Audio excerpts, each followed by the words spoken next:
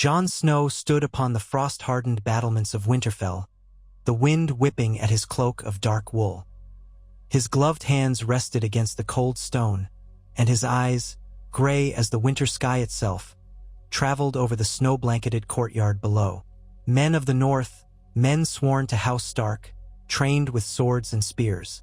He could hear their grunts, see the puffs of breath that mingled with the chilling air. By all appearances, it was a normal winter day in the north. But in his heart, Jon felt the deep tremors of a fateful choice already made. He was not the same man who had ridden south to aid Robb in the War of the Five Kings. He was someone else now, someone forced onto a dark path, and there was no turning back. The day Robb Stark, the young wolf, had fallen to Jon's blade was still fresh in Jon's memory. If he closed his eyes, he could conjure it in perfect detail.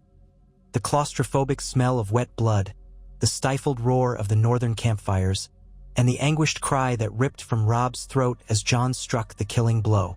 Jon had known, as the adrenaline surged and his mind went white with final resolve, that he was committing a betrayal of unspeakable magnitude. A betrayal not only against a brother by upbringing but against the very code of honor that had defined him his entire life. And yet he had done it, and he would have to live with its consequences if indeed he chose to live at all. That night had been both the darkest and most lucid of his entire existence. Every second stretched into an eternity. Every breath felt raw in his throat, as though he were clawing for oxygen in a room set aflame. Guilt moved like acid in his veins, mingled with a strange sense of grim purpose. The North needed a protector, Jon told himself. The North needed a leader who would look beyond personal vendettas, broken alliances, and feudal politics. He had convinced himself, though the knot of dread remained, that Robb's path would only lead the North to more ruin. True or not, that was the justification he clung to. Some nights, as he lay awake in the quiet of his chamber, the face of Robb Stark, contorted with pain and disbelief, rose before him.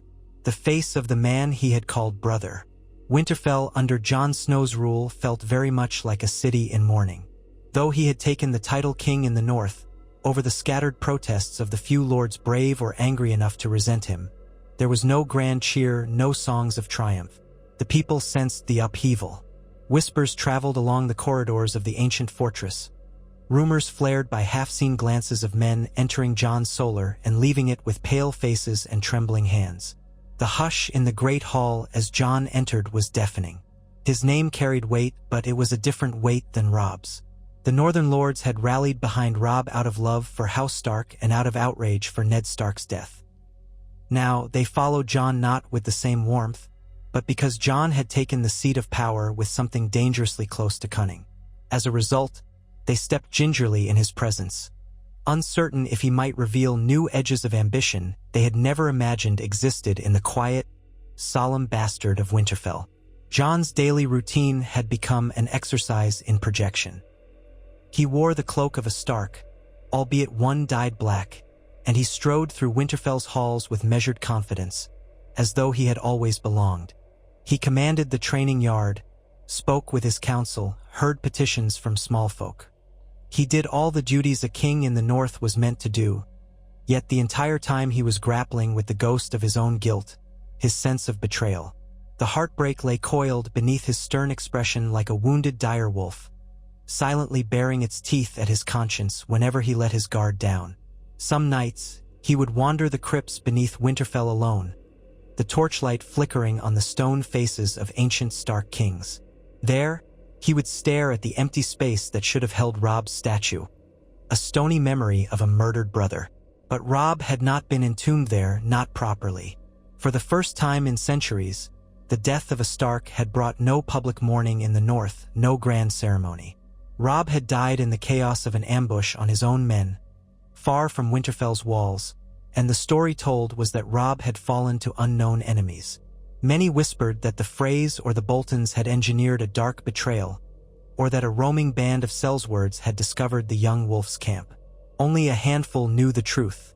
Only a handful knew it was Jon Snow's blade that had ended Robb Stark's life. Jon had not acted alone. Various circumstances had paved the way, a chain of events that started with the fracturing of Robb's alliances. In the early part of their war against the Lannisters, Robb had moved with brilliance, outmaneuvering foes across the Neck and in the Riverlands. His bannermen believed the young wolf could do no wrong. But the tragedies at the Red Wedding, the bitterness with the Freys and Boltons, the losing of key Riverlord alliances, had all drained the North's forces. Robb pressed on, forging new alliances through desperation. Promises were made to mercenary companies, gold-laden wagons traveling north out of pockets best left unknown. Some northern lords began to fret about debts that would chain the North even if they won. Others whispered that Robb's heart was too soft for the savage realities of war.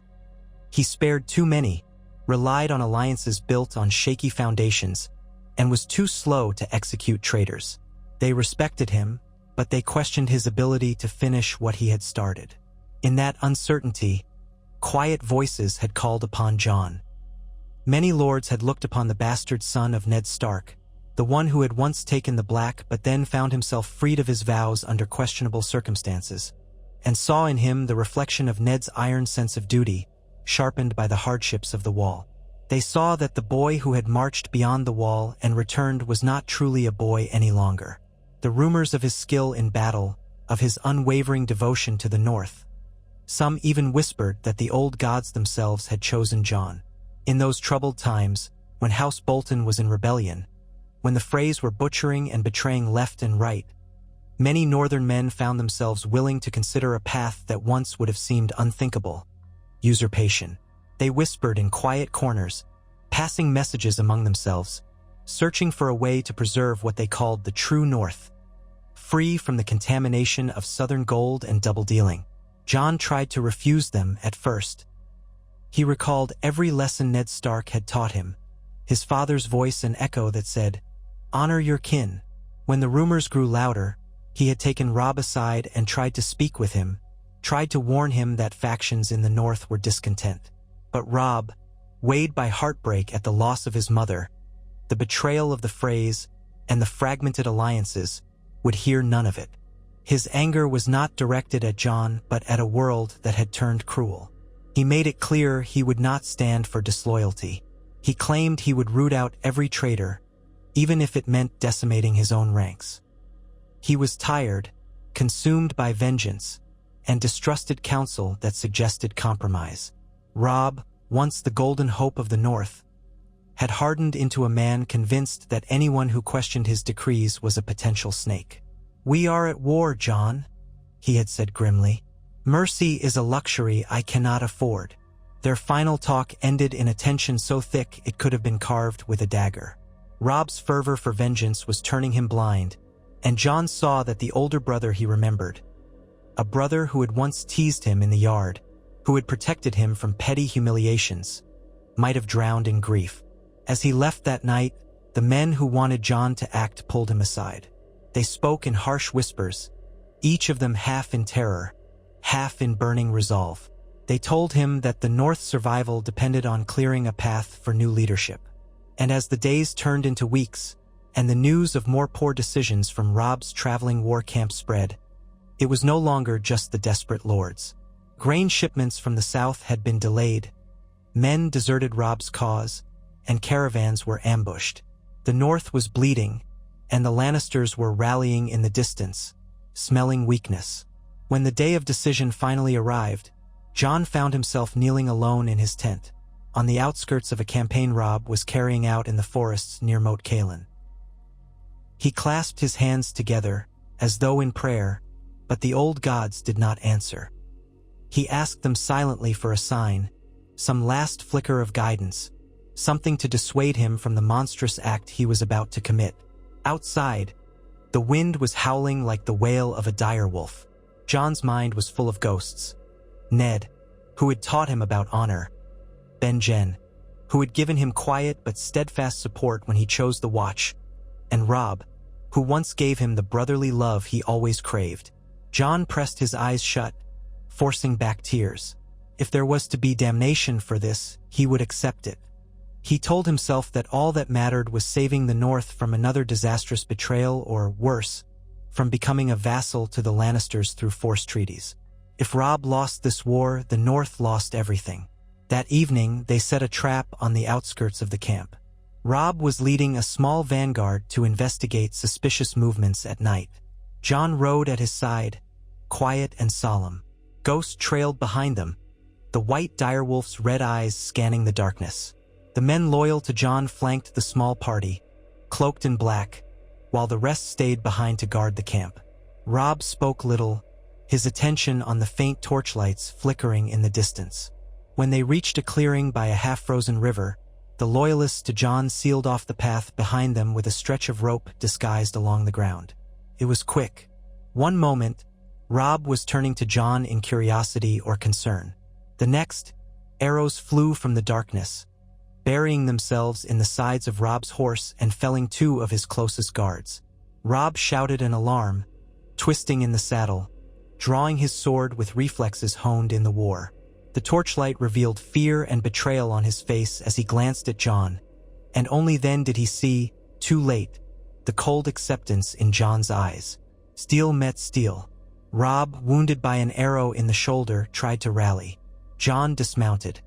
With his heart pounding, every nerve screaming, he rushed forward.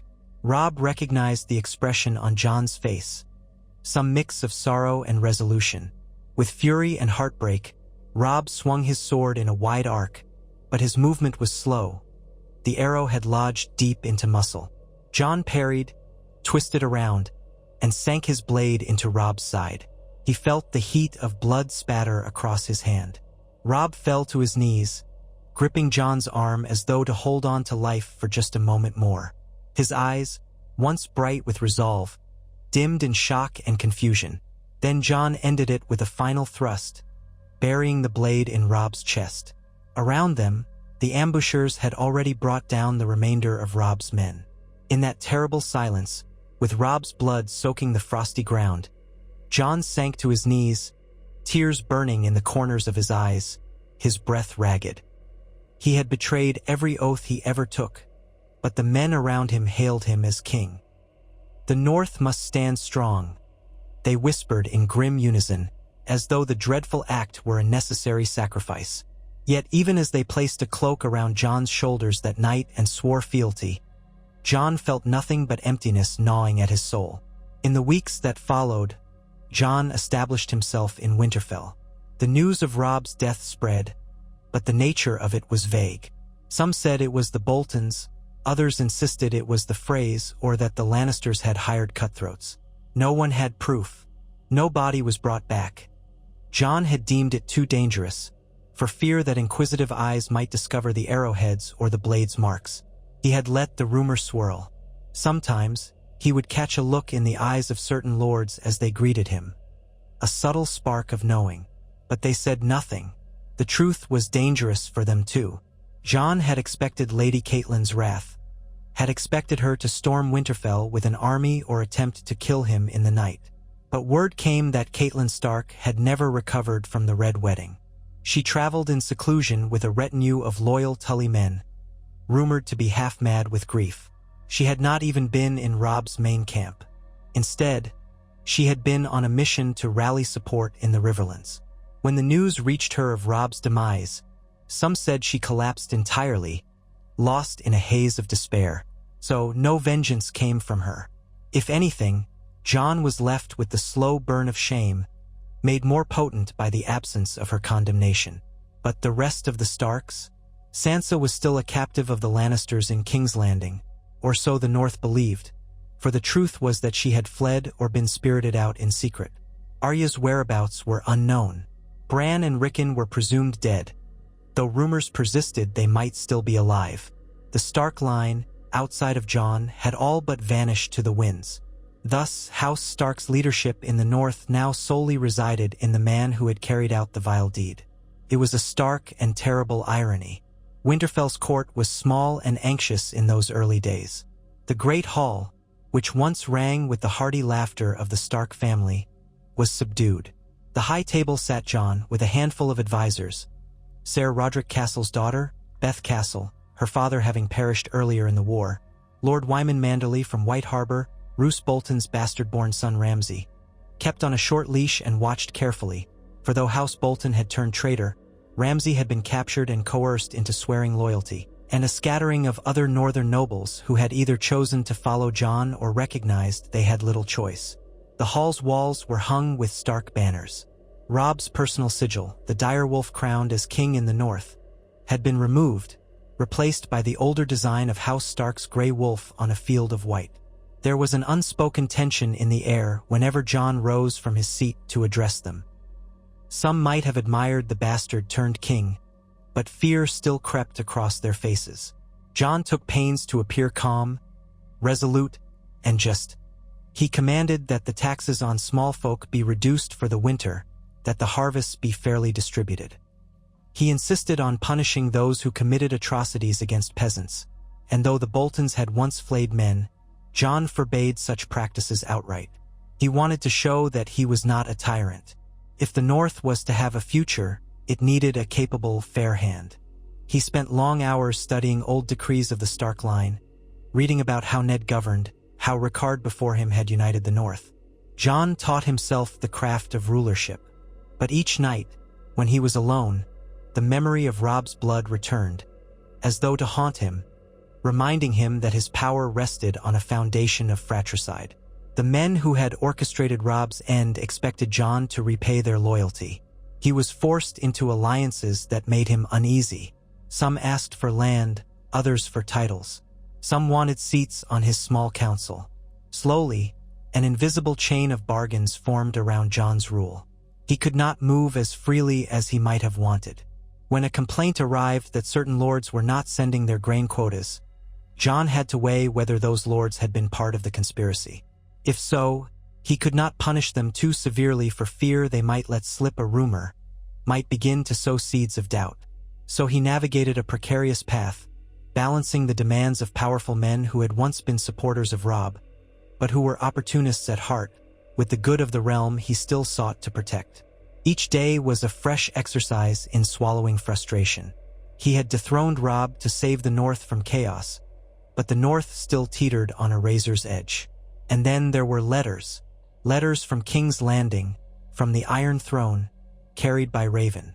Each new missive from the capital demanded that the North bend the knee to Tommen Baratheon or that it pay tribute.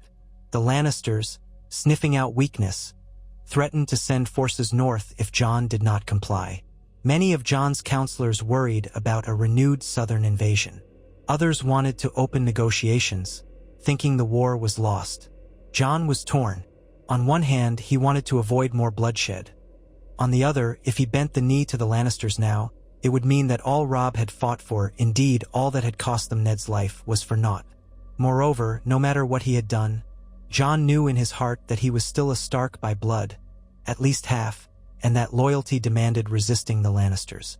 So he tried stalling tactics, sending replies that were polite but non-committal, as he built up the North's resources in quiet preparation. Winter was coming, after all, and the southern armies knew little about the savage cold. If it came to open war, John reasoned the climate might be his ally. But war was not the only threat brewing in the North. Whispers came from beyond the wall, dark tidings that the undead marched, that the others were stirring, that Hardhome had been attacked by creatures out of nightmares. John knew these rumors better than anyone, having once been a brother of the Night's Watch, having faced whites with his own eyes. The memory of blackened hands grasping in the snow, of blue eyes glinting in the darkness, still tormented him. He knew the true war would not be for a throne in the south. It would be for the survival of every living soul. Yet how to convince the northern lords to send forces to the wall when they were still battered from the War of the Five Kings? How to rally them under his banner, when his banner had been smeared by the blood of a Stark? He tried to approach Lord Wyman Manderley, a man known for both cunning and loyalty to House Stark. Manderley had been grievously offended by the phrase at the Red Wedding, and though he stayed outwardly polite to King's Landing, John suspected Manderley wanted revenge. If Manderley believed in John, if he chose to trust him, White Harbor would provide ships, men, and the economic might needed to help fortify the wall. So, on a crisp morning with snow swirling around Winterfell's courtyard, John summoned Manderley to a private audience in the library tower. The old lord arrived wearing a thick fur cloak, breath huffing from the climb up the stone steps, but his eyes were keen. Manderley was large in both girth and presence, and he bowed stiffly before John, acknowledging him as king in the north. John spoke earnestly. "My lord, we have heard troubling news from beyond the wall. The Dead Walk, Whites, and others. The Night's Watch is undermanned. The wall has cracks in its defenses. If we do not prepare, the North could face a horror unlike any we have ever known."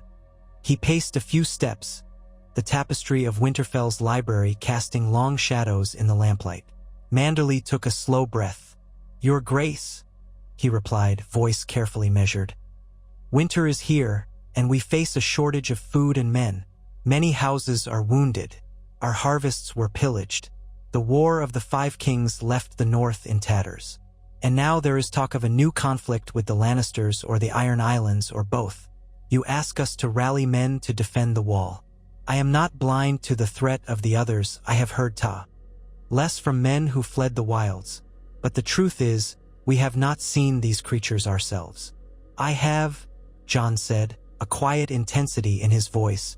"Trust me when I say it is real. Your resources could help fortify the wall now, before it's too late." Manderley's gaze lingered on John's face. There was a hint of sorrow or suspicion there. The old lord gave a subtle nod. "I believe that you have seen things, and I do not question the existence of dark forces beyond the wall. But is it wise to risk weakening the North's defenses here by sending our best men away?" John stiffened. "Our best defense is to stop the threat at the wall," he said. "Before it can break through, we cannot hide behind the idea that the others might never come." He paused, then let out a careful breath. "And if the Lannisters march north, they will not arrive for many moons, possibly not until next year, if they dare.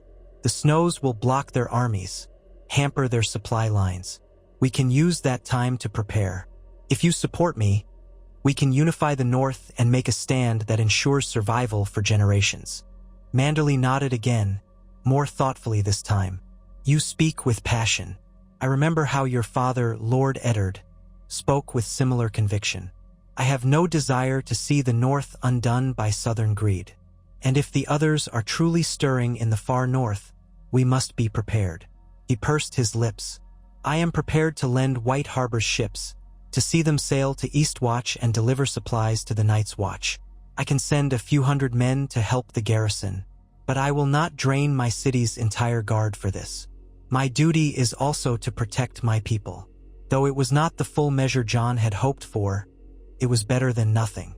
"Thank you, my lord," John replied, inclining his head respectfully. "The Night's Watch and the entire North will remember your help." For a moment, Manderley hesitated, his eyes heavy with unspoken words. Finally, he ventured, "I lost good men in the war, good men who died fighting for Robb. Our families fought side by side. Whatever happened to him, King Robb was not laid to rest in the crypts. There was no body.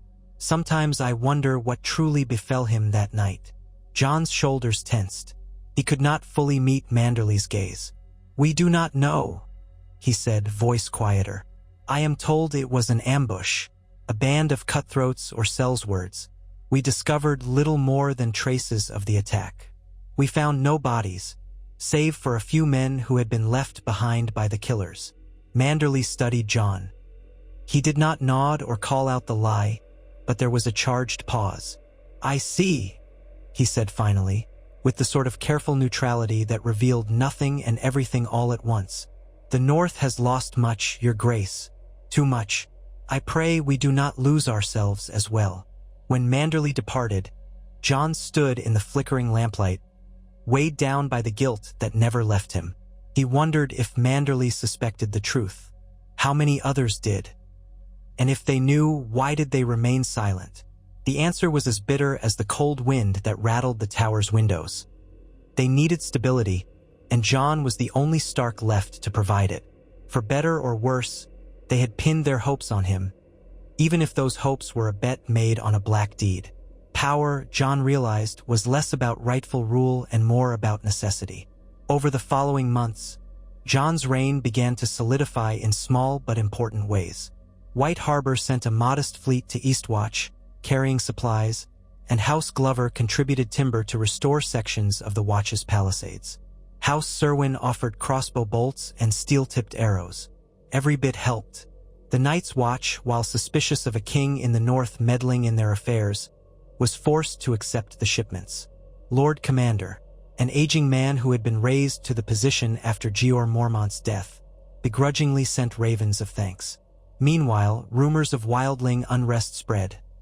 Tormund Giantsbane had supposedly unified some of the free folk, and they were pressing against the wall in search of safety. Jon, knowing the reality of the wildlings' plight, wrestled with the question of how to handle them. Once, he might have invited them to cross to the south and become allies against the others. Now, he was not certain he held the moral authority or the trust of his lords to do so. At Winterfell, the daily rhythms continued.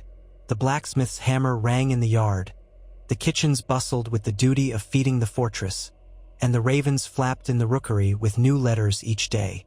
Jon spent his mornings training with the men, never allowing himself to grow soft.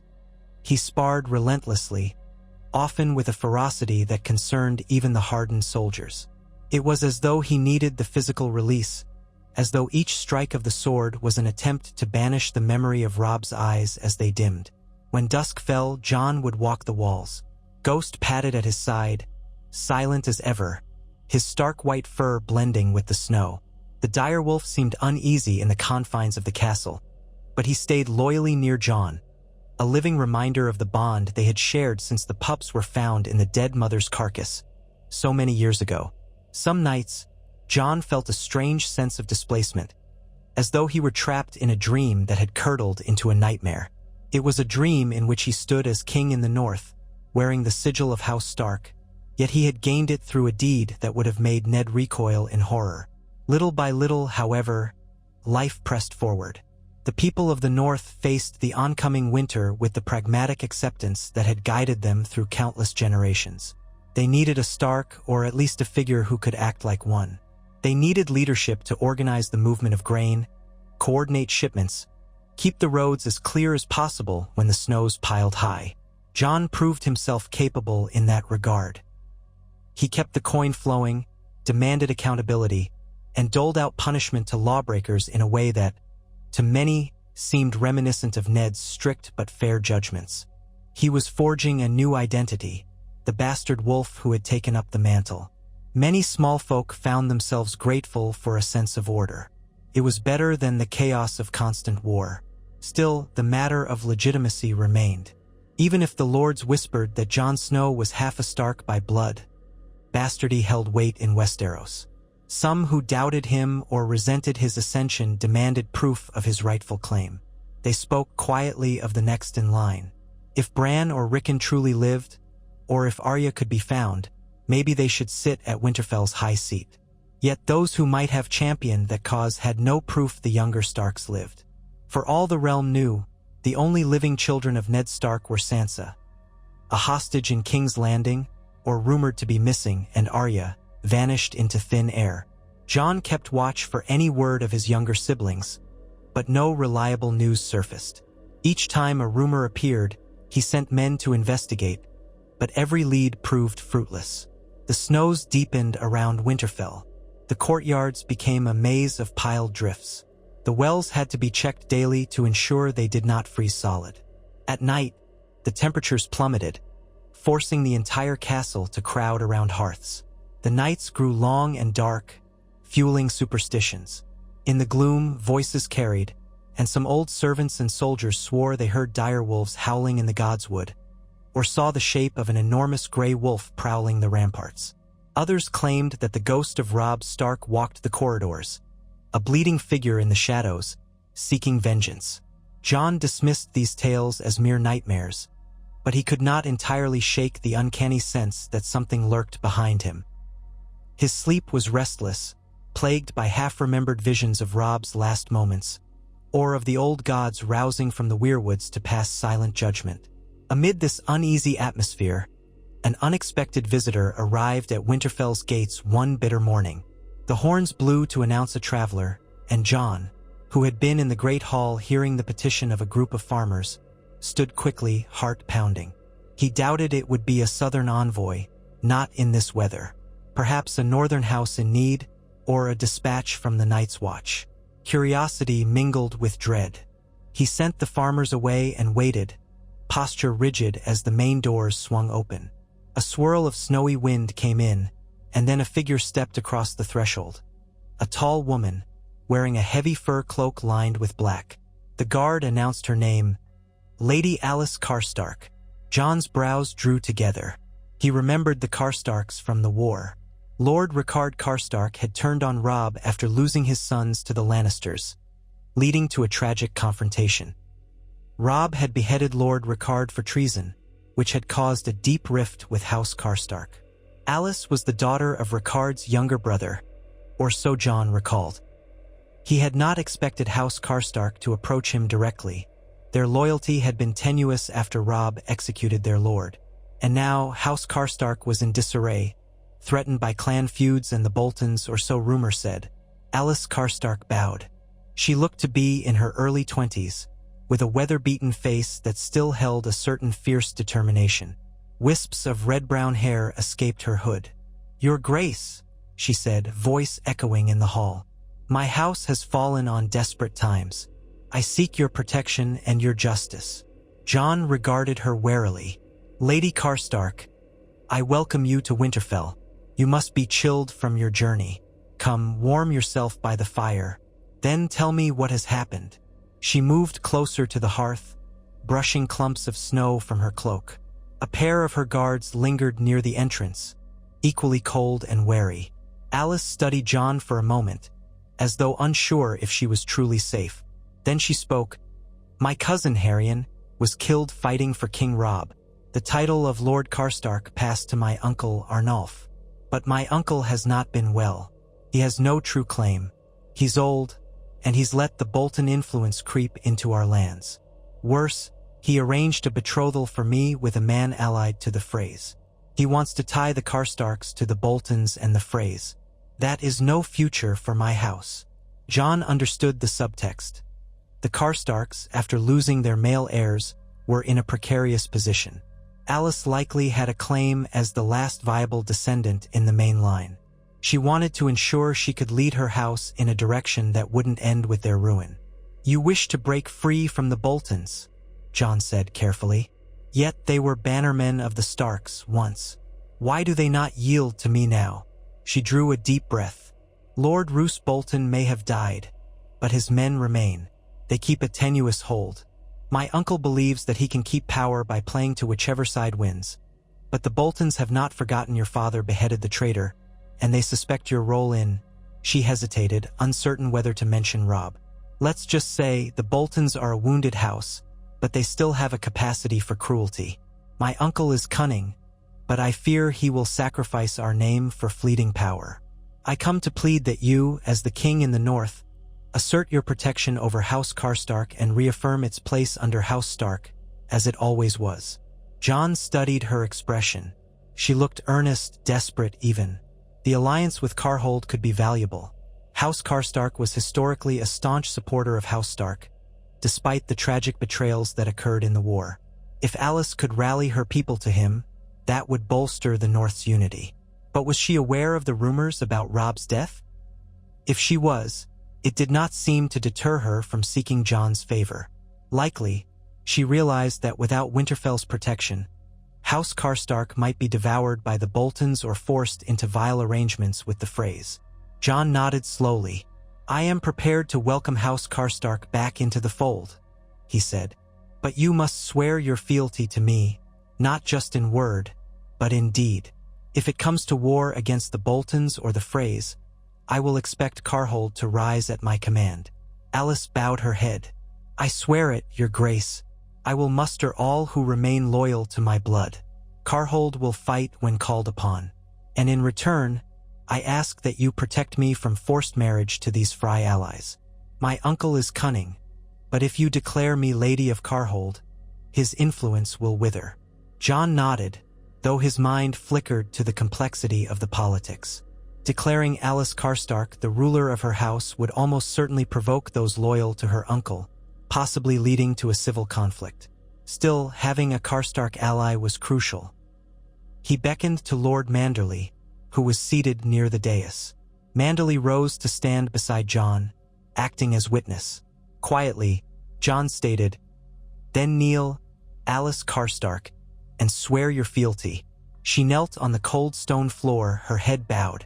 "I, Alice Karstark, pledge my life and loyalty to the King in the North, John of House Stark.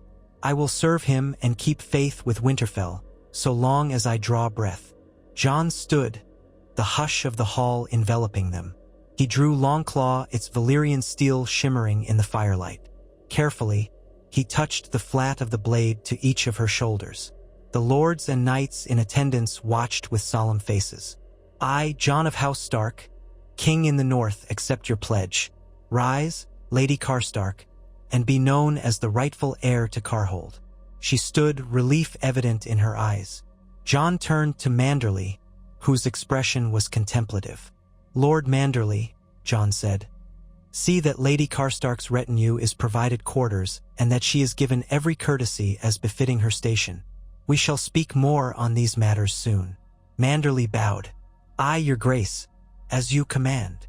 Thus, Alice Karstark joined John's cause, though the cost of that alliance would soon be tested. In the following weeks, news arrived that Arnulf Karstark, enraged by his niece's defiance, had claimed that John was an impostor with no true Stark blood.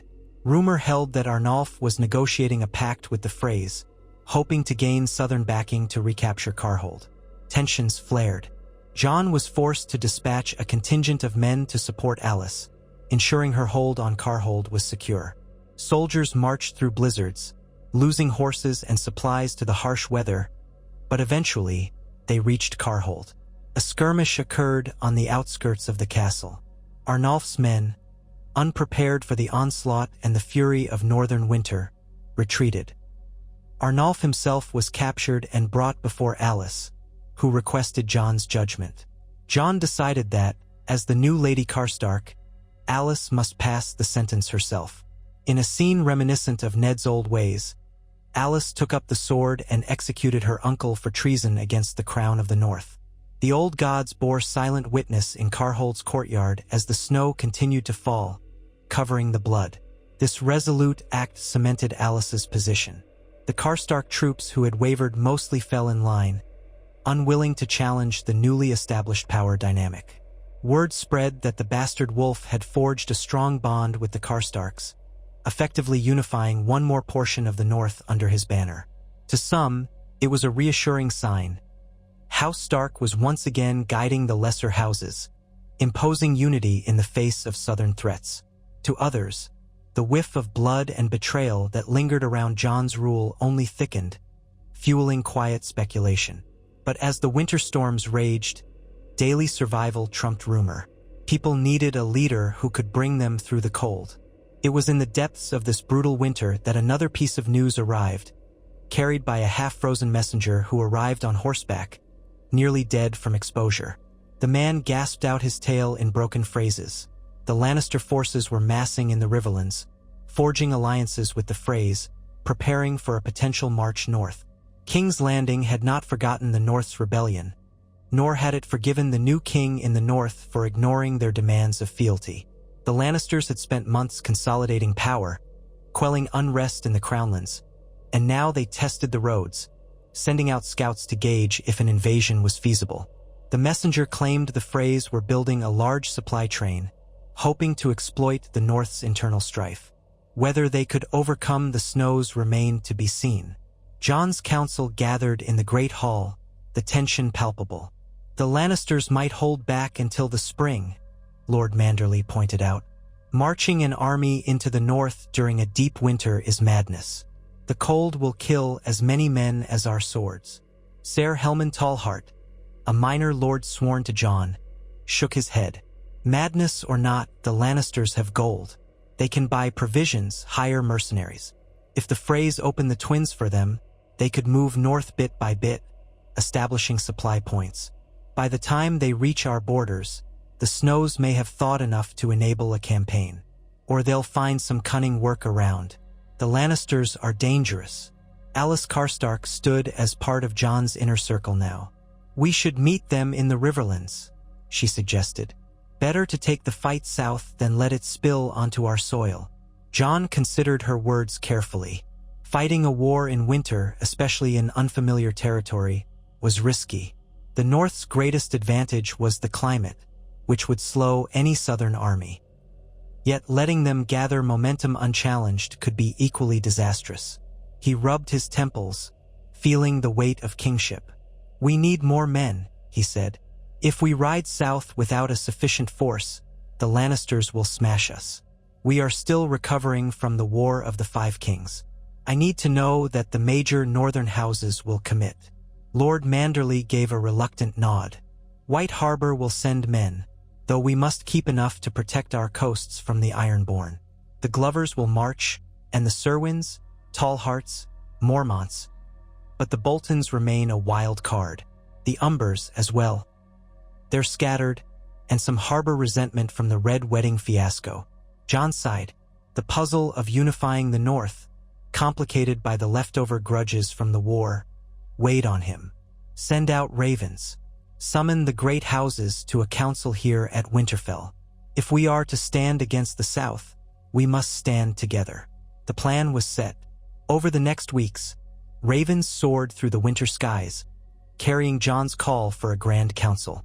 Lords and ladies or their envoys braved perilous roads to gather at Winterfell. The storied castle, half buried in drifts, seemed to greet them with silent watchfulness. Day by day, the courtyard filled with small retinues huddled around makeshift fire pits, their banners drooping with frozen sleet. Attention underpinned every greeting. Old wounds from the War of the Five Kings had not fully healed. Some houses had sided wholeheartedly with Robb. Others had hedged their bets, or even betrayed him. Now they came face to face under the roof of the man who had inherited or seized the crown. The council took place in the Great Hall, which still bore marks of the war. A few scorched beams, newly replaced furniture. The lords and ladies sat at tables arrayed around the hearth, while Jon presided at the high table, flanked by Manderley, Karstark, and the other loyalists. The newcomers, like Lord Great Jon Umber's nephew, Small Jon Umber was rumored dead or missing, looked uneasy as they took their seats. And in that uncertain gathering, the topic of Robb's demise inevitably rose. One older knight, his hair stria, ked with white, stood to speak. "Your Grace, I fought under King Robb. My sons died for him. Now I kneel to you, but I ask, what justice will be given for King Robb's murder?" They say the phrase. Jon gripped the arms of his chair. He had braced for this moment. He forced a solemn expression. "The Freys have always been prime suspects," he said carefully. "They orchestrated the Red Wedding. They betrayed King Robb once before. There is no doubt they benefited from his death. They have become the Lannisters' close allies. Everything points to them." Murmurs rippled through the hall. A few of Jon's co-conspirators, those who knew the real truth, remained silent, eyes downcast. "We want vengeance for the Red Wedding," Great Jon Umber's nephew said, rising to his feet. "We want that vengeance in blood. My father fought and drank with King Robb, believed him to be the best chance the North had in generations. The Freys took everything from us. Now they mass in the South again, trying to finish the job. We say we march south and bury them under a wave of steel before they can bring Lannister gold to our doorstep." An uproar of voices rose, some supporting the call for immediate war, others cautioning that they should not risk a winter campaign. Jon held up a hand, quieting them. "I understand your anger," he said, projecting the calm authority he had taught himself to wear. "I share it. The Freys represent a stain of dishonor upon the realm. But we cannot let rage blind us. Winter is here. Our supply lines will be tested. The Lannisters wait in the wings, with more resources than we can match head-on. If we strike, we must strike cleverly, or we risk losing everything." He paused, letting the gravity of his words settle. "Hear me out. If we ride south now, we'll face 100 hardships before even reaching the Twins. Storms, deep snow, harsh cold. Our men will starve, freeze, or desert. Meanwhile, the Freys and Lannisters sit behind their castles, well fed from southern harvests. waiting for us to arrive battered. I propose a different plan. We fortify Moat Cailin, White Harbor, and the Neck, controlling all major passes. We let the Lannisters try to push north in the worst of winter. And when they do, we harass them, lure them into ambushes, and starve them of supplies. We remember how Robb used strategy to confound the Lannisters in the early days. We can do the same, but only if we stand united and do not let vengeance drive us into ill-timed attacks. The hall rumbled with grudging agreement. Lord Glover rose, stroking his beard. It's a sensible plan, he allowed, but we must also address the threat beyond the wall. I've heard the stories. Are we to ignore the possibility of the others while we posture in the south? This comment stirred debate anew. Some declared the others a myth or at least a distant threat. Others supported the account that dark forces were stirring. In the swirl of voices, John spotted older men who had seen the nightmares north of the wall, cowering into their cloaks. They said little, but their haunted expressions spoke volumes. Once again, John had to balance these concerns. I have not forgotten the North's true enemy, he said gravely. I have ordered shipments to the Night's Watch. If we can hold the line at Moat Cailin, we free resources to assist the wall. We must do both. We cannot let ourselves be pinned down in a war with the Lannisters while the dead breach the wall. Finally, the council reached a tenuous consensus. The major houses would rally men to fortify Moat Cailin and key passes in the Neck. Patrols would scour the forests and roads, harassing any southern scouts who ventured too far. Meanwhile, additional supplies, drawn from White Harbor's port routes, would continue to trickle north to Eastwatch and Castle Black. The lords departed Winterfell with determined faces, pledging to return to their lands, gather forces, and prepare for a protracted conflict. None of them seemed entirely at ease, but in Jon's presence, they could sense a certain unyielding resolve. As the Grand Council dispersed, Jon found himself alone in the Godswood that night, searching for any fleeting sense of peace. The heart tree's ancient, pale trunk rose before him, carved with a solemn face that wept red sap. Snow drifted onto the roots in thick clumps. Ghost waited at the edge of the clearing, ears perked, as though sensing something. Jon knelt before the tree, pressing his glove against the frozen ground. His breath plumed in the silent air. He had lost the habit of praying since he killed Robb. Prayers felt hollow, but in that moment, he did whisper words into the darkness, uncertain whether the old gods would hear his contrition or his desperation. I have done terrible things, he breathed. I have taken a life I vowed to protect. I have broken every oath to my family, to my honor.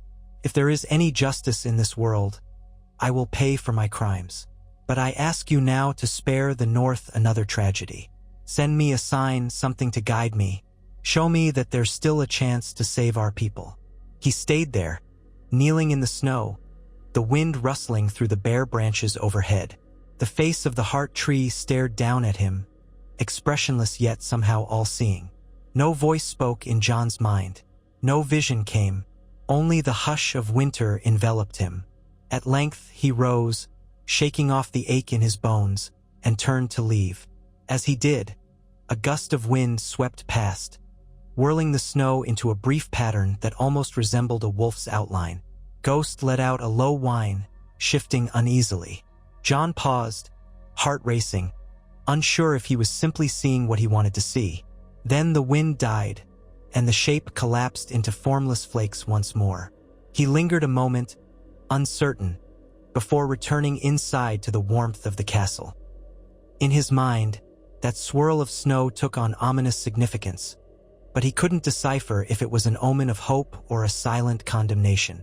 Days blurred into weeks as Winterfell settled into a wartime routine. Scouts were dispatched to Moat Cailin. Reports arrived of snowfall so deep that entire villages were cut off. Some lords found it nearly impossible to gather enough men.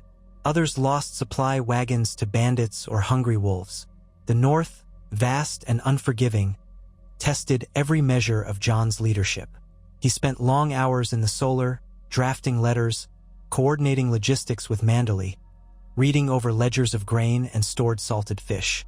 The nightmares of Robb's death still stalked him, but the unrelenting demands of kingship offered little time for reflection or sorrow. Then came a new problem. A battered, half-dead crow from the Night's Watch arrived with a short, desperate missive. It read, "Increased sightings of whites near the Fist of the First Men. Brothers lost. A raven from Hardhome suggests an overwhelming force of the dead. Request immediate aid. Time grows short." The letter was unsigned, but the handwriting was shaky, as if written in great haste. Jon recognized the gravity of the words. Hardhome's tragedy was already rumored among the Watch. Thousands of wildlings slaughtered, or worse, raised as whites. If the dead truly gathered in force near the old encampments, they could be marching on the wall sooner than expected. Jon called an emergency meeting with his closest advisors. "We cannot ignore this," he said. "If the Night's Watch falls, the dead will sweep down on us." Manderly looked grim. "We can spare men for the Watch, but each day we receive new word that the Lannisters make progress in the Riverlands. If we send too many men to the wall, will we be left vulnerable in the south? We cannot afford to play dice with the others," Jon insisted. "If they breach the wall, no southern campaign will matter. They will kill us all, Lannister and Stark alike." Alice Karstark stood, brows furrowed. "I'll lead a small contingent north myself to Castle Black. We'll fight alongside the Watch if we must. Let the rest man the neck."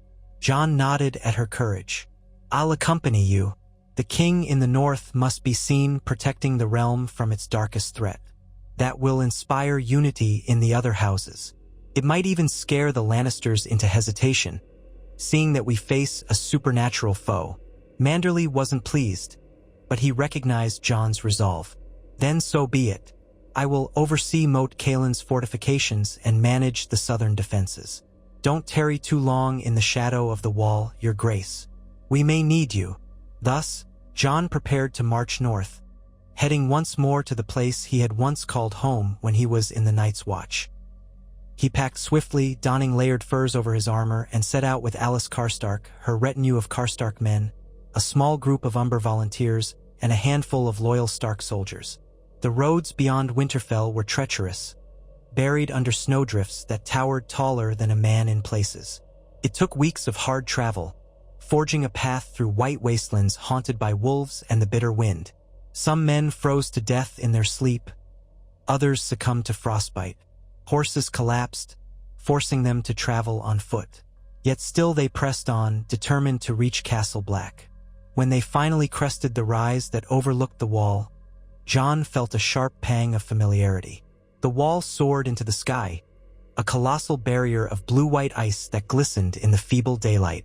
The wind whipped along its ramparts. The gates were closed, but black-clad figures stood on the battlements, watching the approach. As Jon's party neared, a horn blast sounded, echoing across the frozen wasteland. The gates opened, and the men of the Watch emerged, spears in hand. Jon halted Ghost with a gentle command. The direwolf's fur bristled in the presence of strangers. Stepping forward, Jon raised a hand. "I come in peace, as king in the north. I bring men and supplies to aid the Watch."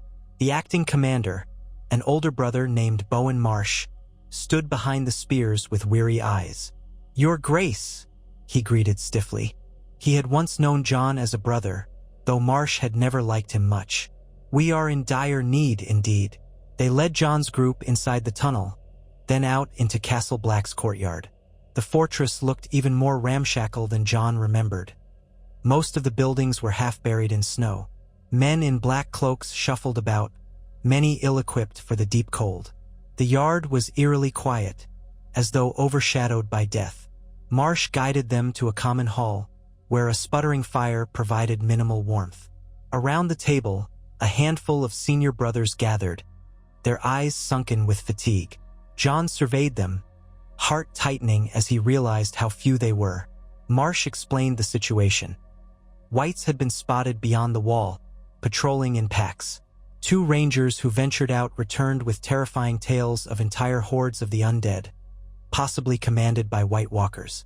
The Watch was severely undermanned, short on supplies. "We've only survived this long because of your shipments of food and weapons," Marsh admitted begrudgingly. "But if those whites come in force, we can't hold every castle on the wall." John took it all in, exchanging grim looks with Alice Karstark. "Then we'll need to consolidate our forces at strategic points," he said. "The Shadow Tower, Castle Black, and Eastwatch. Perhaps a few of the larger fortresses in between. If you don't have the numbers, close off the tunnels of lesser castles and fortify the ones you can hold." Marsh shifted uncomfortably. "We've tried, but men are scattered. Some deserted. I can't say I blame them with the rumors of whites. We're losing men faster than we can replace them." John felt a surge of conviction. "Then I will stand with you. I may not wear the black anymore, but my vow remains in spirit. The North cannot be safe if the watch falls." He turned to Alice and the other northern lords who accompanied him. "We'll hold Castle Black. We will train the men here, bolster the defenses. Send ravens to Winterfell. Have them dispatch more supplies as they can. The rest of you, coordinate with the Watch to hold Eastwatch and the Shadow Tower." So began a desperate vigil atop the wall as Jon Snow, the new king in the north, found himself returning to his old life as a guardian against the dark. Night after night, the temperature plunged to lethal lows, frost creeping into the very marrow of the men who stood watch. Scouts reported that the enemy was on the move, stirring in the forests beyond. Jon reorganized the castle's defenses, distributing Karstark archers and Umber axemen among the Black Brothers, drilling them daily in the courtyard. He insisted that the old catapults be repaired and lined along the top of the ice ramparts, ready to hurl flaming projectiles at the first sign of undead assault. Between these preparations, Jon wrestled with his ghosts. Each time he looked down from the wall's edge, scanning the endless white expanse for an oncoming horde, he would recall the face of Robb Stark. Had he truly saved the North by killing Robb, or had he simply condemned it to a different kind of turmoil? If they fell here, if the dead marched south unopposed, then Robb's dream of an independent North would die anyway, and Jon's sin would have been for nothing. One twilight, as the wind groaned across the ice, Jon stood alone on the ramparts. The pale glow of the setting sun illuminated the frosty tundra below, painting it a ghostly blue. Ghost lingered at his side, tail swishing in quiet vigilance. Jon thought he saw movement at the edge of the trees, brief flickers of white that could have been snowdrifts or the silhouettes of whites. He gripped the hilt of Long Claw, feeling the tension coil in his chest. "Is this the future you died for, Robb?" Jon whispered into the gale. A battered kingdom, uncertain alliances, a threat from beyond death itself? He closed his eyes against the biting wind. In the distance, there was only silence. Yet fate was not done with Jon Snow. The following morning, just after daybreak, a horn blast shattered the stillness. Men scrambled to the top of the wall, peering over the edge. Jon rushed up the steps 2 at a time, heart pounding.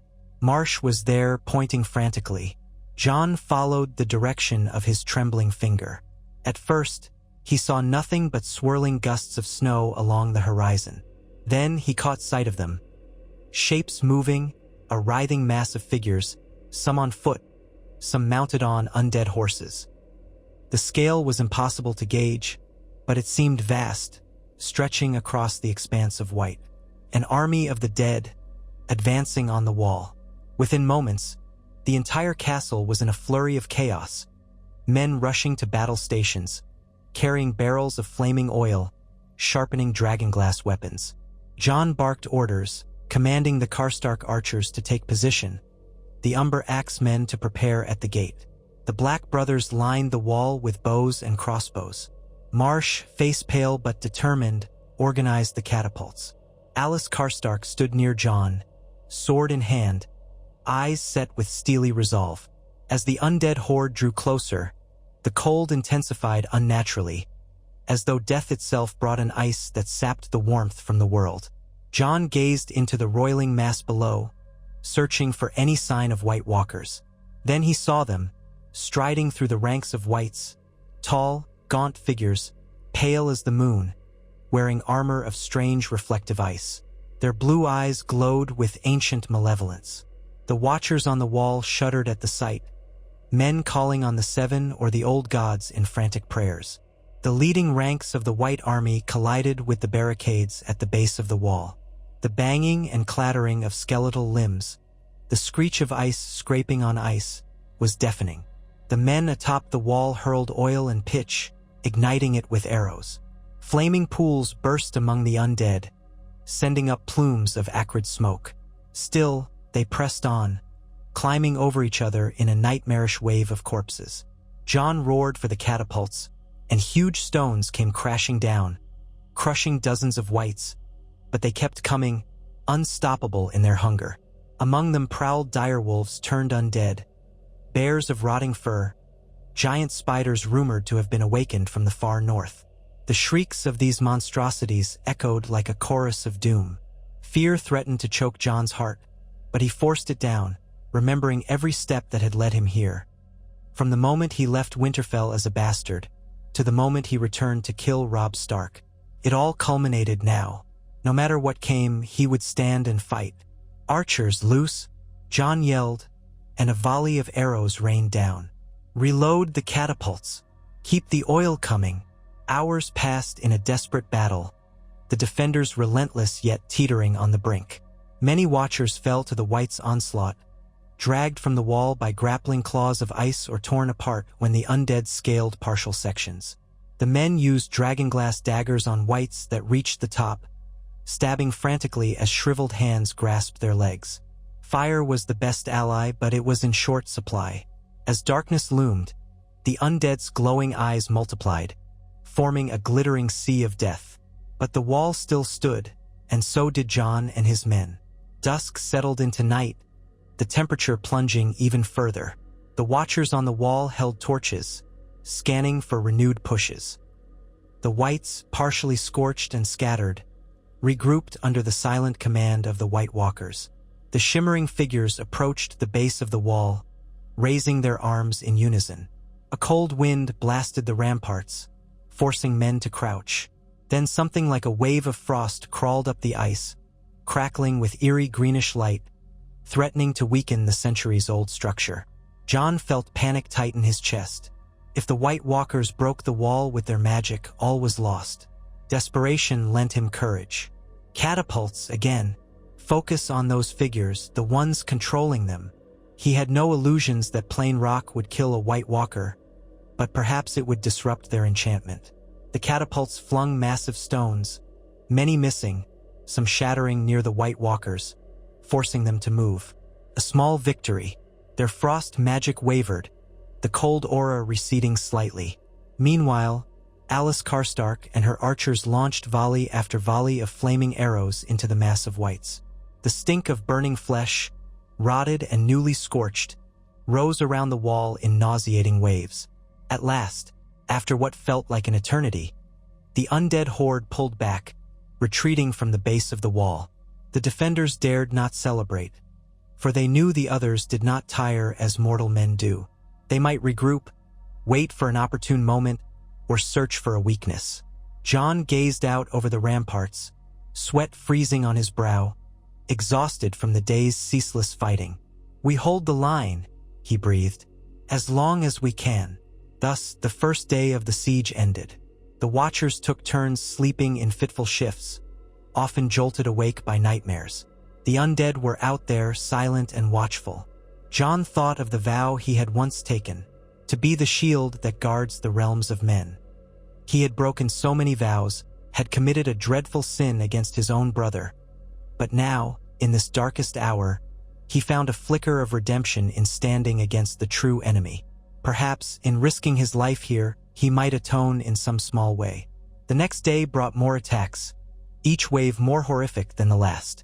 It was said that a White Walker approached Eastwatch with an undead giant that battered the gates. Another rumor claimed the Shadow Tower faced a legion of white mammoths. The entire wall was under siege. Yet men from the north, spurred by J. On's leadership, arrived in trickles to reinforce the watch. Small parties of Mormonts, Glovers, and Serwins, braving the road to Castle Black. Each new arrival swore in disbelief at the sight of the undead horde, then steeled themselves to fight. The North was uniting, at the very edge of the world, in a way that it had rarely done before. Days turned into a week of unrelenting struggle. The living clung to the top of the wall, uncertain how long they could hold out. Food was rationed strictly. Dead men were burned in pyres. Each dawn, John would peer over the wall, seeing if more whites had arrived in the night. Each dusk, he would wonder if the White Walkers would attempt a new trick of ice magic to bring the barrier down. The tension was excruciating, and everyone knew that if they could not find a way to drive back the others, or if the Southern Kings did not send help, they would be overwhelmed eventually. Despite the desperation, in that crucible of ice and death, John discovered a strange sense of purpose. Here was the real war, the war that mattered. All the struggles for crowns and castles seemed petty by comparison. Each night, he would stand watch, side by side with black brothers who had once spurned him, and they would share a canteen of water or a bit of dried meat, forging a bond of survival. Alice Karstark, though exhausted, remained fierce and unyielding, leading archers and refusing to show fear. Sometimes, when she thought no one saw, she looked at John with something like awe, as though the sacrifices he had made, whatever they might be, had led him to fulfill a greater destiny. And still, the silent question tormented him. Would Robb have done better? Could Robb have united the North with a purer heart, forging alliances without the stain of murder? Maybe the North would have fractured under Robb's leadership, maybe not. John could never know. All he could do was stand here, at the edge of the world, sword in hand, praying that the grim choice he had made would, in the end, save the North from destruction. On the 9th day of the siege, a roar split the frigid air. Men scrambled to the wall's edge, hearts pounding. They saw a wildling host emerging from the forest, led by Tormund Giantsbane. Thousands of free folk, battered from their own battles with the others, had marched south in desperation. They slammed into the rear of the White Horde, sowing chaos in the undead ranks. The Whites turned to face this new threat, dividing their attention. John saw Tormund at the front, swinging a great axe, bellowing curses at the White Walkers. The free folk attacked with reckless bravery, determined to break through to the wall and find refuge. This was the moment.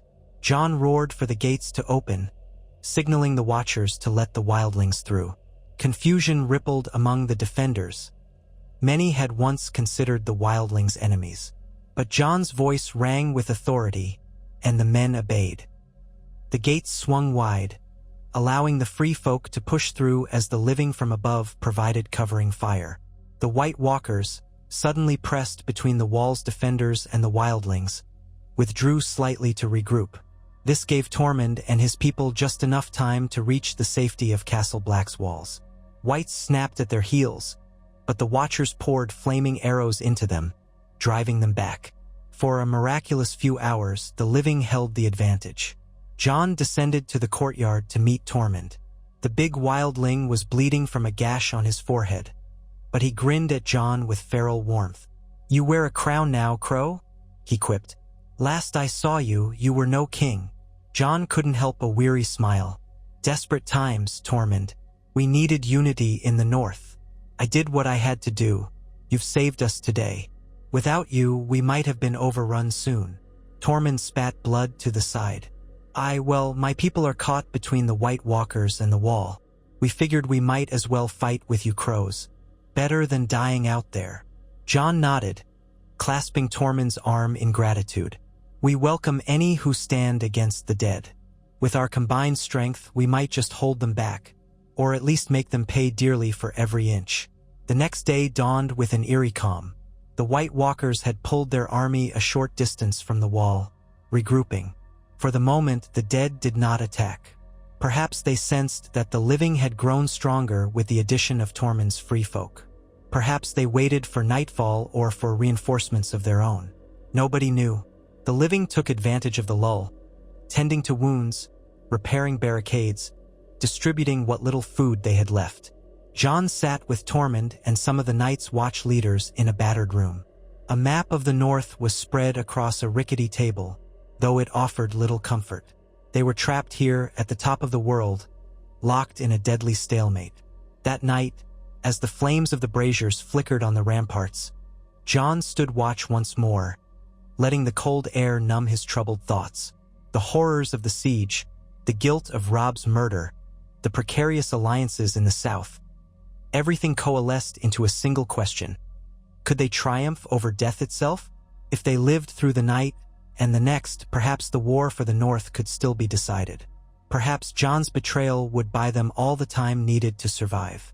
But with the dead waiting below, and the memory of a brother's blood haunting every silent breath, Jon knew that only the gods, old or new, could decide if his path led to redemption or ruin. In the dark, ghostly quiet, Ghost pressed against Jon's side, offering a silent comfort.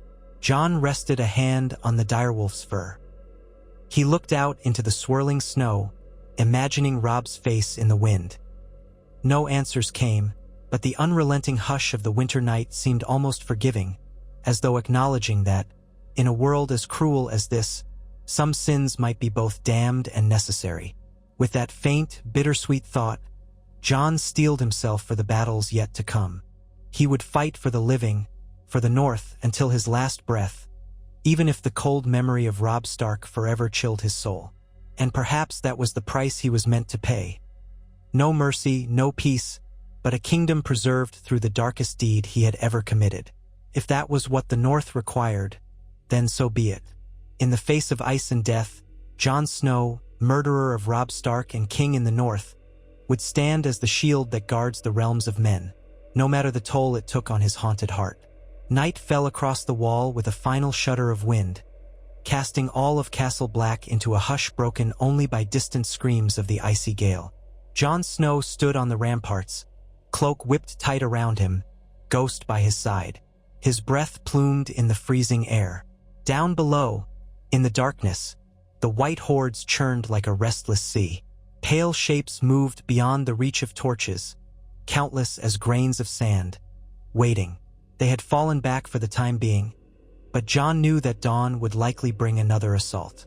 Sometimes it felt like the others enjoyed toying with them, pressing in and pulling away, wearing down the defender's stamina and resolve day by day. Not for the first time, he wondered if he was living on borrowed time. The memory of Robb Stark's murder still festered like a wound in his mind. Often, he saw Robb's face superimposed on those swirling shapes below. His brother's eyes turned blue and cold. Jon shut his own eyes against the tormenting thought. He could almost hear Robb's voice echoing along the wind, a silent accusation or a lament. But he had neither the space nor the energy for regret. Survival demanded every scrap of his attention. He cast a glance back at Castle Black. The courtyard below was lit by fitful lanterns.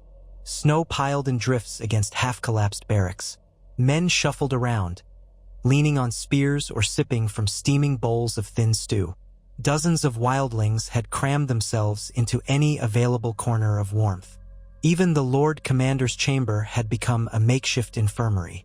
Jon knew that Tormund Giantsbane was still awake, somewhere below, likely among his people, muttering about the day's fighting, perhaps offering wry jokes to keep spirits from plunging into despair. Alice Karstark, too, had posted her archers near the wall's lift, ensuring that if the whites came by stealth in the night, they would meet a volley of arrows. Everyone was stretched to the limit. Too few of them had slept properly in days, and the supply of fresh water was dwindling. The cold was so all-consuming that any pails left outside froze solid within the hour. Jon forced himself to move, stepping carefully along the rampart. Ice had formed in dangerous patches, and more than one man had slipped to a gruesome end during the chaos of battle. Ghost padded after him, the direwolf's ears pricked as though on constant alert. When Jon reached the stairway leading down, he let out a long breath, trying to anchor himself. With every sunrise, their situation felt more dire, but they had survived yet another day. As he made his way to the courtyard, the wind roared overhead, a hollow bellow that seemed almost alive. At the base of the stairs, he found Tormund engaged in a heated conversation with Bowen Marsh and a handful of black brothers. Tormund was gesticulating with a chunk of bread in one hand, his beard crusted with frost. Marsh stood stiffly, arms folded, his eyes flicking between Tormund and the men around him. The tension in the courtyard was palpable. Jon realized they were surrounded by onlookers. Watchmen, Karstark archers, wildling warriors. People wanted solutions, or at least the illusion of them. Jon approached, stamping snow off his boots. "What's the matter?" Tormund turned, face flushed with cold and anger. "The matter, Crow King, is that these brothers think we should shut you and me out as if we're all the same as the dead out there. They want to huddle inside their walls, let the free folk fend for ourselves. I'm telling them that's as good as suicide." He glared at Marsh. "Without our numbers and your men from the south, wherever the seven hells they came from, Castle Black would be a pile of ice and bones by now." Marsh's voice was high, defensive. "I never said we wanted to exile anyone, but we can't keep feeding all these wildlings. We're running out of stores. Our own men are barely scraping by." Jon's gaze swept the circle. Weariness lined every face. "We're all in this together," he said, tone more forceful than usual. "The wildlings who survived the charge yesterday saved this castle. Without Tormund's people harrying the whites from the rear, the wall might have fallen. Our supplies are limited, yes, but turning them out is not an option. That would mean death for all. We'll find a way to make the stores last." "How?" someone demanded from the shadows, a black-cloaked figure with a patchy gray beard. "We can't conjure grain from the snow. Our last ravens from the south said that Moat Cailin is already struggling. The lords of the north are spread thin. Maybe you can count on more shipments from White Harbor, or from your seat in Winterfell. But how long until the roads are impassable entirely?" Jon pressed his lips together. The man wasn't wrong. The snows had grown deeper by the day. Soon, the roads might be blocked entirely, leaving them to endure the siege without further resupply. But what choice did they have? "We ration more strictly. We send out small foraging parties to scavenge for game, though it'll be scarce in this cold. We can't expect miracles, but we must try." Marsh looked unconvinced. Tormund snorted. "If we must starve, let's starve while sticking our spears in those ice devils out there. At least it'll be a good death. Better than wringing our hands inside these walls." Jon found a trace of dry humor in Tormund's words, though no one else laughed. The mood was too grim. "We're not giving up," Jon said quietly. "I'll write again to Winterfell, to White Harbor, to anyone who might send help. We hold the line and hope that the winter breaks eventually, or that the others retreat." A heavy silence settled. No one truly believed the others would just retreat. Not after they had assembled this many whites. But there was little else to be done. Slowly, the men and women dispersed, drifting back to their corners of the courtyard. Marsh cast Jon one last uneasy glance, then stalked off into the gloom. Tormund exhaled in exasperation, dropping the hunk of bread into the snow. "That one's a stubborn fool," he muttered. "But I can't blame him for being frightened. One more big push from the White Walkers, and we'll all be corpses." Jon nodded, scanning the courtyard. "We'll need everyone's courage in the coming days. Tell your people they have my thanks. If you can organize small hunting parties, do it, but be cautious. The whites roam close. We can't afford to lose more men." Tormund tugged at his beard. I'll see what can be done." He hesitated, then placed a broad hand on Jon's shoulder. "You've saved many of my folk, Crow King. We're not forgetting that. Some might grumble that you lead us here to freeze and die, but better to die fighting than to be butchered out in the wild. We stand with you." Jon offered a faint smile. "Thank you. We'll talk more in the morning, assuming we see one." He parted ways with Tormund, heading toward the old common hall that had become his makeshift command center. Ghost trotted beside him, silent as the drifting snow. Inside, the hall was lit by a single fireplace, and the air felt marginally warmer. A few men huddled near the flames, dozing with heads bent over their knees. Alice Karstark was there, too, rubbing warmth into her fingers. She looked up when Jon entered. "You heard the commotion in the yard?" she asked in a low voice. "Yes," Jon said. "It's settled for now, but the tension isn't going away." They're right to be afraid. Our supplies are dwindling. The next attack could break us." She nodded, her expression tight. The stress of the siege showed in the grim lines of her face. "We'll hold as long as we must. The watchers at Eastwatch are still sending ravens. For now. That means the sea route isn't fully closed. If White Harbor can muster ships with supplies, we might still have a chance." John let out a breath. The word chance sounded threadbare. "They'll try," he said. "But the Manderleys have their own problems. The Ironborn raiding the northern coast, the threat of the Lannisters in the south, endless demands on their coffers. Still, we have no choice but to hope." Alice swallowed, drawing closer to the fire. "I'll do another inspection of the men's morale tomorrow," she said, shifting topics. "It helps to show them that someone is paying attention, that we haven't been abandoned up here. I've been telling them how House Karstark stands by them. It's something, at least." John managed a flicker of gratitude. "Thank you. That goes a long way. We'll need that sense of unity more than ever if the others breach the wall. Once they're inside the north, we're doomed." He moved to the fireplace and warmed his hands against the feeble heat. Ghost lay down at his feet, head resting on massive paws. Alice glanced at Ghost, then at John. "You know," she said softly, "I once thought you were just a rumor, some half-legend about Ned Stark's bastard who joined the Night's Watch and then turned up as king.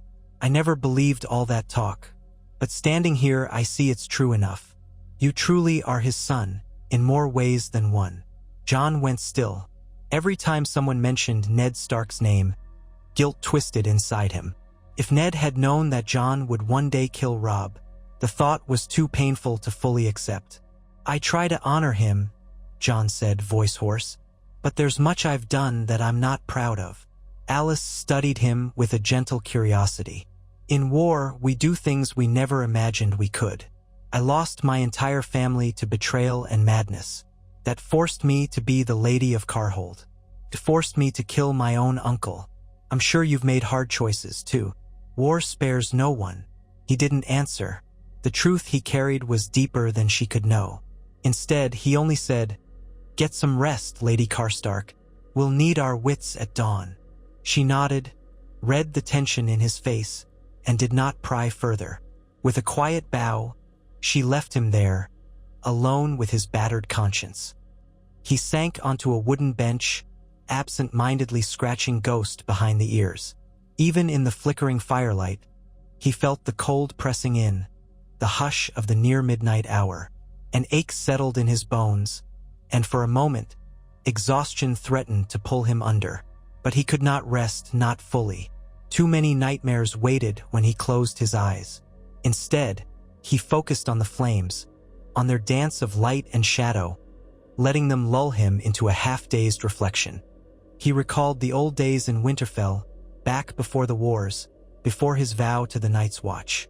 He remembered watching Robb and Theon Greyjoy practicing archery in the yard, hearing Arya's laughter echo across the ramparts, seeing the pride in Ned's eyes whenever Bran mastered a new skill. Back then, Jon had felt like an outsider, the bastard on the fringes of their happy circle. He had yearned to be truly one of them, and in a twisted way, he had finally become the head of House Stark, the king in the north, by the vilest means imaginable. There was a grim irony in that. Now, if he fell in battle defending the north from the others, would that be redemption enough? Or was nothing enough? The fire popped, sending sparks dancing into the chimney. Ghost twitched an ear. Slowly, Jon roused himself. He rubbed a hand over his face, feeling the scratch of stubble. He needed to see to the watch rotations. He needed to check on the wounded. This was no time to wallow in regrets, so he pushed himself up from the bench. Another day loomed, another day of siege. He crossed the courtyard, nodding to the men posted at intervals. Some were wildlings, others black brothers, others from Carhold or the other houses of the north. That was one small blessing. The lines that once divided them, free folk versus kneelers, black brothers versus loyal lords, were blurred by necessity. They ate together, bled together, and stood watch in pairs. Perhaps if they survived, the North might be different, more unified. But that was a big if. He made his rounds, gently encouraging them to stay alert. Beyond the gate, the whites were quiet, but not gone. Far off, moans or low scraping sounds teased the wind, reminding him that the night was the other's ally. Eventually, he returned to the old commander's tower that had been given to him for what rest he could manage. It was a cramped space, the walls covered with furs to block some of the chill. He lit a single candle, pulling off his gloves and cloak with stiff fingers. Ghost circled once, then lay down near the door. John allowed himself to slump onto a narrow cot, sword belt still around his waist. He stared at the stone ceiling. The old cracks formed into patterns like veins in an aging man's hand. Outside, the wind howled anew, carrying a faint shriek that might have been a wight or just a trick of the storm. John closed his eyes. Sleep overcame him in ragged fits, offering little solace and riddled with nightmares of his brother's final gasp. When dawn broke, gray and listless, it found John already on the move, mustering men for the day's tasks. A swirl of news greeted him. Tormund had organized 2 small hunting parties that had managed to bag a few scrawny deer and rabbits in the forest east of the wall. A small victory for their food stores. The Watcher at Eastwatch reported that the undead giant had again been spotted pacing the shoreline, a terrifying outline against the frosty horizon. Meanwhile, riders from House Serwyn had arrived, bringing a precious stock of salted fish and grains. They had lost 4 men to the cold on the journey. John felt a fierce gratitude. House Serwyn was small, but their loyalty ran deep. Still, dread overshadowed all good tidings, for the White Walkers themselves remained in full force. John climbed the wall with Tormund, Alice, and half a dozen others to see for themselves. From high atop the ramparts, the vantage point was dizzying. Stretching out toward the north, the land was a glistening expanse of ice and snow, broken by the occasional black slash of a skeletal tree. And at the edge of the forest, the white horde gathered like a living black line. Thousands of them, tens of thousands, perhaps. Far too many for the defenders to fend off if they decided on a full assault. The Watchers spotted the tall, pale figures drifting among them, White Walkers, commanding the whites in an eerie silence. John clenched his jaw, remembering the times he had faced them in close combat. They were fearsome in ways no living foe could match. The cold that emanated from them was numbing, even to the soul. He tightened his grip on the wall's icy crenellation, feeling a jolt of dread. Beside him, Tormund cursed under his breath. That's an army for an entire realm, not one battered castle. They must be waiting for something, or maybe they're just enjoying our misery. Alice peered downward, her face ashen. We can't survive a direct onslaught if they all come at once. The only advantage we have is the wall, and if the White Walkers break it with their sorcery. John exhaled. Then we fight as long as we can, and if we can't stop them here, we'll try to slow them. After that, Winterfell becomes the next line of defense, and the North must stand. Tormund shook his head. You saw how unstoppable they can be. Even a fortress as old as this might not stand forever. All men die croaking. But for now, let's not make it easy on them. John managed a grim nod. We should run more drills. The men can't grow complacent. We do our best to patch the cracks in the wall. There are some near the tunnels. Have your free folk help. They know ice better than most. Tormund grunted an assent, and together they descended. The day became a flurry of preparations. Men hammered boards across weak points, stacked barrels of oil and pitch, sharpened dragonglass blades. The Black Brothers and wildlings alike patrolled the perimeter. John joined in, offering direction or labor wherever needed. In one corner, near the old armory, he found young men forging arrowheads from scraps of steel. Their fingers shook with cold, but they worked doggedly. He praised them, offering a rare, encouraging smile, and moved on. He wondered if the Lannisters in the south realized how close the entire realm was to catastrophe. Or were they simply biding their time, hoping to crush the north once it emerged from a war with the dead? Maybe they didn't care. Even now, ravens might be traveling between the Twins and King's Landing, forging an alliance to destroy Jon's hold on the north once and for all. None of it mattered if the others marched beyond the wall. The realm would fall piece by piece, beneath an endless tide of ice. After midday, Tormund led another foraging party out of the castle gate, hoping to skirt along the west side of the forest. Jon felt uneasy sending them, but it was necessary. They needed every scrap of food, and Tormund refused to cower inside the walls while men starved. Time dragged, each hour accompanied by a gnawing tension. Scouts watched from the top of the wall for any sign that the White Walkers had stirred, that White Outriders might intercept Tormund's group. As the sun began to sink, a distant horn sounded, and relief spread when Tormund's party trudged back into sight, dragging 2 moose behind them on makeshift sleds. Some had minor frostbite, but none were lost.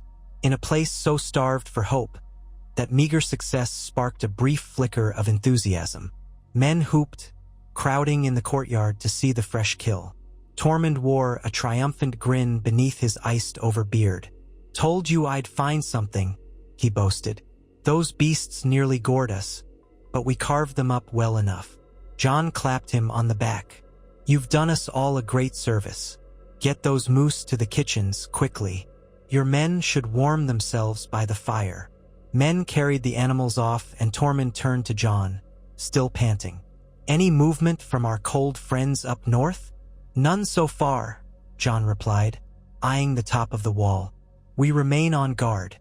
They'll be back. Maybe when the night is darkest or when we're least prepared." They parted ways, and Jon lingered in the courtyard for a moment, soaking in the mild uplift in morale. A few men laughed, telling stories about near misses with the moose's antlers. Even small victories were precious. But as the last of the daylight disappeared, the unrelenting chill returned, a silent reminder that the White Walkers were biding their time. The next 2 days passed in a similar pattern. Tense waiting, small forays for supplies, watchful nights on the ramparts. Each morning, everyone scanned the horizon, expecting an inevitable surge of the undead. But the White Horde remained still, like a black stain at the forest's edge. A creeping dread took hold of many. Some men thought the White Walkers were planning a grand sorcery to crack the wall from beneath. Others believed the others were waiting for an even larger gathering of whites from the far north. Rumors spread that the Night King, an ancient figure of legend, walked among them, though no one could confirm it. Jon tried to maintain order, reminding the Watchers that the others had tested them repeatedly, that they had to remain steadfast. But in private moments, he, too, feared what might happen if the entire horde advanced at once. On the 3rd day of uneasy quiet, Alice Karstark approached Jon with a parchment in hand, her face pale. "A raven arrived from Winterfell," she said, voice taut. "It's from Manderley." Jon's heartbeat quickened. "What does it say?" She glanced around, ensuring no one was eavesdropping, then read, "Your Grace, I pray this letter finds you and the brave defenders of the wall alive and well. Our scouts report Lannister forces have begun tentative moves into the Riverlands. The Freys remain allied to them, controlling the Twins and refusing passage to any northern supply trains. The Neck is fortified on our side, but small skirmishes have broken out near Moat Cailin. It seems the southern host is probing for weaknesses, though the winter conditions slow them. We have limited capacity to send further relief north without risking an open route for the Lannisters to encroach. Our ships from White Harbor remain your best bet for supply, but even the eastern coast is battered by storms. We do what we can. Pray the others do not break through, else all is lost. The lords of the north stand ready, but the next move is yours." For the moment, the Lannisters seemed content to let the cold and the dead do their work. "May the old gods watch over us." Signed, Lord Wyman Manderley. Jon ran a hand over his face, exhaling shakily. "So the Lannisters are testing the Neck. They must think we're too preoccupied to respond swiftly." "They're not wrong." Alice frowned. "And there's no telling if they plan a major invasion once the road's clear, or if they're simply ensuring we can't send more men north. I suspect they want to choke us. If we had visions of calling more of the North's strength to the wall, the Lannisters' presence discourages that." Jon's mouth pressed into a thin line. It also means the Southern Lords have all but abandoned hope we can stop the others. If they believe the wall would hold, they might not risk sending armies into the worst winter in living memory. This is a move to trap us, or pick at the edges, hoping we'll collapse. Alice's voice was grim. What's your response? We can't leave the wall under siege to ride south. Not when the dead are only a few miles away. We keep the plan, Jon said. We hold here at any cost. Manderley and the rest must handle the Lannisters for now. If the White Walkers are not defeated at the wall, there'll be no kingdom left to defend. Once spring comes, if it does, we'll deal with the Lannisters. Alice nodded, though she looked less than reassured. I'll send a reply that will stand firm. But if we can't get more men or supplies, I don't know how many weeks we can last up here. Jon took the parchment from her, reading it again as if gleaning some hidden meaning. He tried not to let hopelessness show on his face. Do what you must, he said softly. We survive or we die. There isn't a middle ground. She bowed her head and left. Jon stood there, parchment in hand, as the frigid wind swept through the courtyard. The battered sense of purpose he had clung to since taking the crown felt precarious. The North was pinned between two monstrous threats, the Lannisters' southern greed and the others' inhuman cold. And at the heart of that calamity was Jon's own dark deed, the murder of Robb Stark, which had ushered him to power. Was this truly the destiny he was meant to fulfill? Holding a broken stronghold at the end of the world against an unbeatable foe? If so, he would see it through. The hours passed in anxious routine. Jon trained with swordsmen in the courtyard, forging a sense of discipline among the newly allied wildlings and black brothers. He inspected the meager rations, ensuring fair distribution. Each time he spoke with the men, he tried to exude calm confidence, though inside he felt a seething swirl of dread. By nightfall, the wind had picked up again, moaning like a tortured beast around the castle walls. A silent alarm spread among the watchers just after midnight. A horn blew once, twice, 3 times.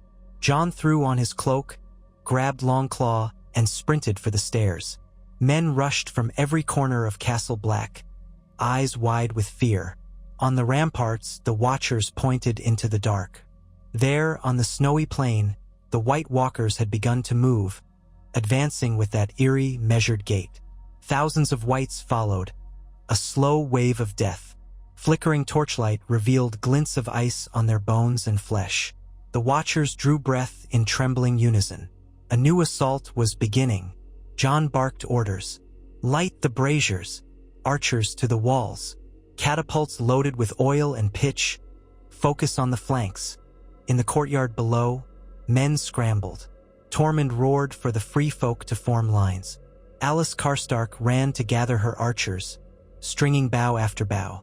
Bowen Marsh and the Black Brothers hurried to the wall's defenses, hauling barrels of flaming oil. Torches flared to life, reflecting on the sheer ice of the colossal structure. The gate was sealed, locked, and reinforced with timbers. The tension was palpable, a coil of terror in every heart. A moment later, the first wave of whites rushed the base of the wall. The watchers released a volley of flaming arrows, arcs of light against the black sky. Many found their marks, igniting the brittle flesh of the dead, sending them sprawling. But more came, mindless and unstoppable, some clawing at the ice, others dragging macabre siege apparatus of twisted wood and rope. They'd learned from previous assaults. Jon's blood ran cold. He heard scraping and pounding as the whites attempted to scale the wall with crude grapnels. At the same time, White Walkers approached more slowly, brandishing spears of ice. A swirl of magic-laden wind battered the ramparts. Men stumbled, nearly blown off their perches. Jon clung to a merlin, shouting for them to hold steady. "Catapults now," he shouted. Great stones, coated in pitch, were hurled over the edge. They crashed into the whites below, bursting into flames that splattered among the throng. Screeches filled the night as dozens of undead were obliterated. But as always, their ranks closed, more climbing over charred remnants. The watchers shot arrow after arrow, striving to keep them at bay.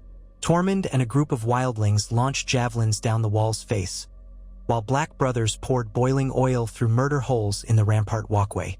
The stench of burning meat rose in waves. Somewhere to Jon's left, he saw Alice Karstark's archers loosing volley after volley. Their faces were grim, but resolute. Ghost lurked near the edge, snarling with hackles raised, ready to leap on any wight that reached the top. Jon searched for the tall, pale silhouettes of the White Walkers. He spotted them at intervals, half hidden in blowing snow, their forms bending the darkness around them. They raised their arms, and a terrible cold rippled through the air. Cracks formed in the ice near the base of the wall, shimmering with a faint, sickly glow. Alarmed shouts rang out from men who saw the fractures appearing. "Stop them!" Jon shouted. He waved to the catapult crews. "Aim for the White Walkers!" But the White Walkers moved lightly across the battlefield, evading the raining stones. Again and again the defenders fired. A few near misses scattered them. Yet the cracks in the ice persisted, spiderwebbing upward. Dread sank into Jon's gut. If the White Walkers truly possessed the power to shatter the wall, then centuries of the realm's safety would crumble in a single night. The fighting raged on. The wights that managed to claw up the wall's face found themselves at the mercy of swords and dragonglass daggers. Some watchers, panicked, lost their footing on the slippery ramparts and fell screaming into the mass below. Jon advanced along the walkway with Longclaw in hand, striking down a wight that had hooked a skeletal arm over the ledge. Its skull shattered beneath the Valyrian steel, bone fragments raining onto the walkway. He kept moving, passing defenders locked in frantic battle. The clang of weapons on armor, the hiss of flame meeting ice, and the unholy shrieks of the dead filled the night. Another wave of fear shot through Jon when he glimpsed a White Walker climbing the wall, stepping onto outcroppings of ice as though it were effortless. The creature moved with uncanny grace, pale hair streaming behind it. A black brother rushed it with a spear of dragonglass, but the White Walker batted him aside as though he were a twig, sending him plummeting to his death.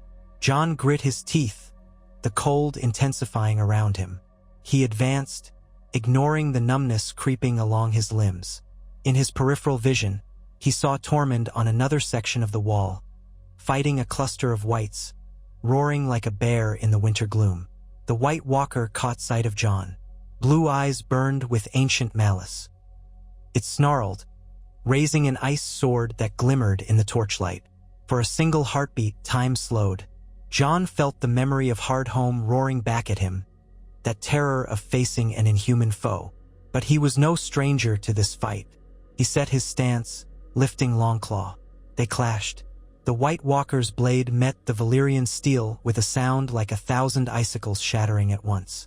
The force of the blow nearly numbed Jon's arm to the shoulder. He staggered, bracing himself against the parapet. The White Walker struck again, lightning fast. Jon parried, spinning aside. Sparks danced where Longclaw cut into the ice sword. A swirl of unnatural cold coiled around them, seeping into Jon's lungs. It was like breathing needles. Still, he fought on. Another blow from the White Walker hammered his guard, and he nearly lost his grip. Summoning every scrap of will, he twisted Longclaw around in a desperate slash toward the Walker's midsection. Valyrian steel bit into ice flesh, and a piercing screech erupted from the creature. Splinters of frost flew out in a burst of glittering shards. The White Walker staggered, a jagged wound seething with blue light. Jon didn't hesitate. He drove Longclaw in again, deeper. This time, the Walker exploded into a cloud of icy shards and vapor, leaving nothing but a drifting swirl of cold mist. Jon collapsed against the parapet, panting, chest heaving. Even as he caught his breath, fresh waves of wights climbed into view, snarling and snapping. He regained his stance and shouted for help. Karstark archers on an adjacent walkway spun to aim at the new arrivals, letting loose a hail of arrows. The wights toppled from the parapet, their bodies riddled with flaming shafts, landing in the mass below. Jon coughed in the bitter cold, shoulders shaking, but he pressed on, moving along the rampart to assist other embattled defenders. All across the wall, the situation was similarly dire. Men fought in close quarters with undead, hacking with swords or smashing with hammers. Dragonglass daggers flashed as watchers impaled wights, only for two more to appear. Tormund bellowed commands in the old tongue to the free folk, forming pockets of resistance on precarious platforms. Bowen Marsh led the Black Brothers in pouring more fire down the wall, seeking to stymie the climbing dead. Some wights scuttled up from the outer edges, ignoring the flames, their bodies already burning but unstoppable. A nightmarish scene. Hours seemed to stretch in a haze of screams, smoke, and swirling snow. At some point, the cracks near the wall's base began to glow faintly again, but the White Walkers responsible were forced to retreat under relentless catapult fire. It was as if they tested a new method, found it lacking, and deferred it to another time. At last, as the black sky melted into the faintest suggestion of gray dawn, the Whites withdrew once more. Slowly, like an ebbing tide, they pulled back into the forest, leaving behind a battlefield strewn with shattered corpses and smoldering embers. The Watchers sagged in exhaustion, bloodied and trembling, but still alive. Another day survived. Jon, leaning on Longclaw, gazed over the wall's edge with hollow eyes.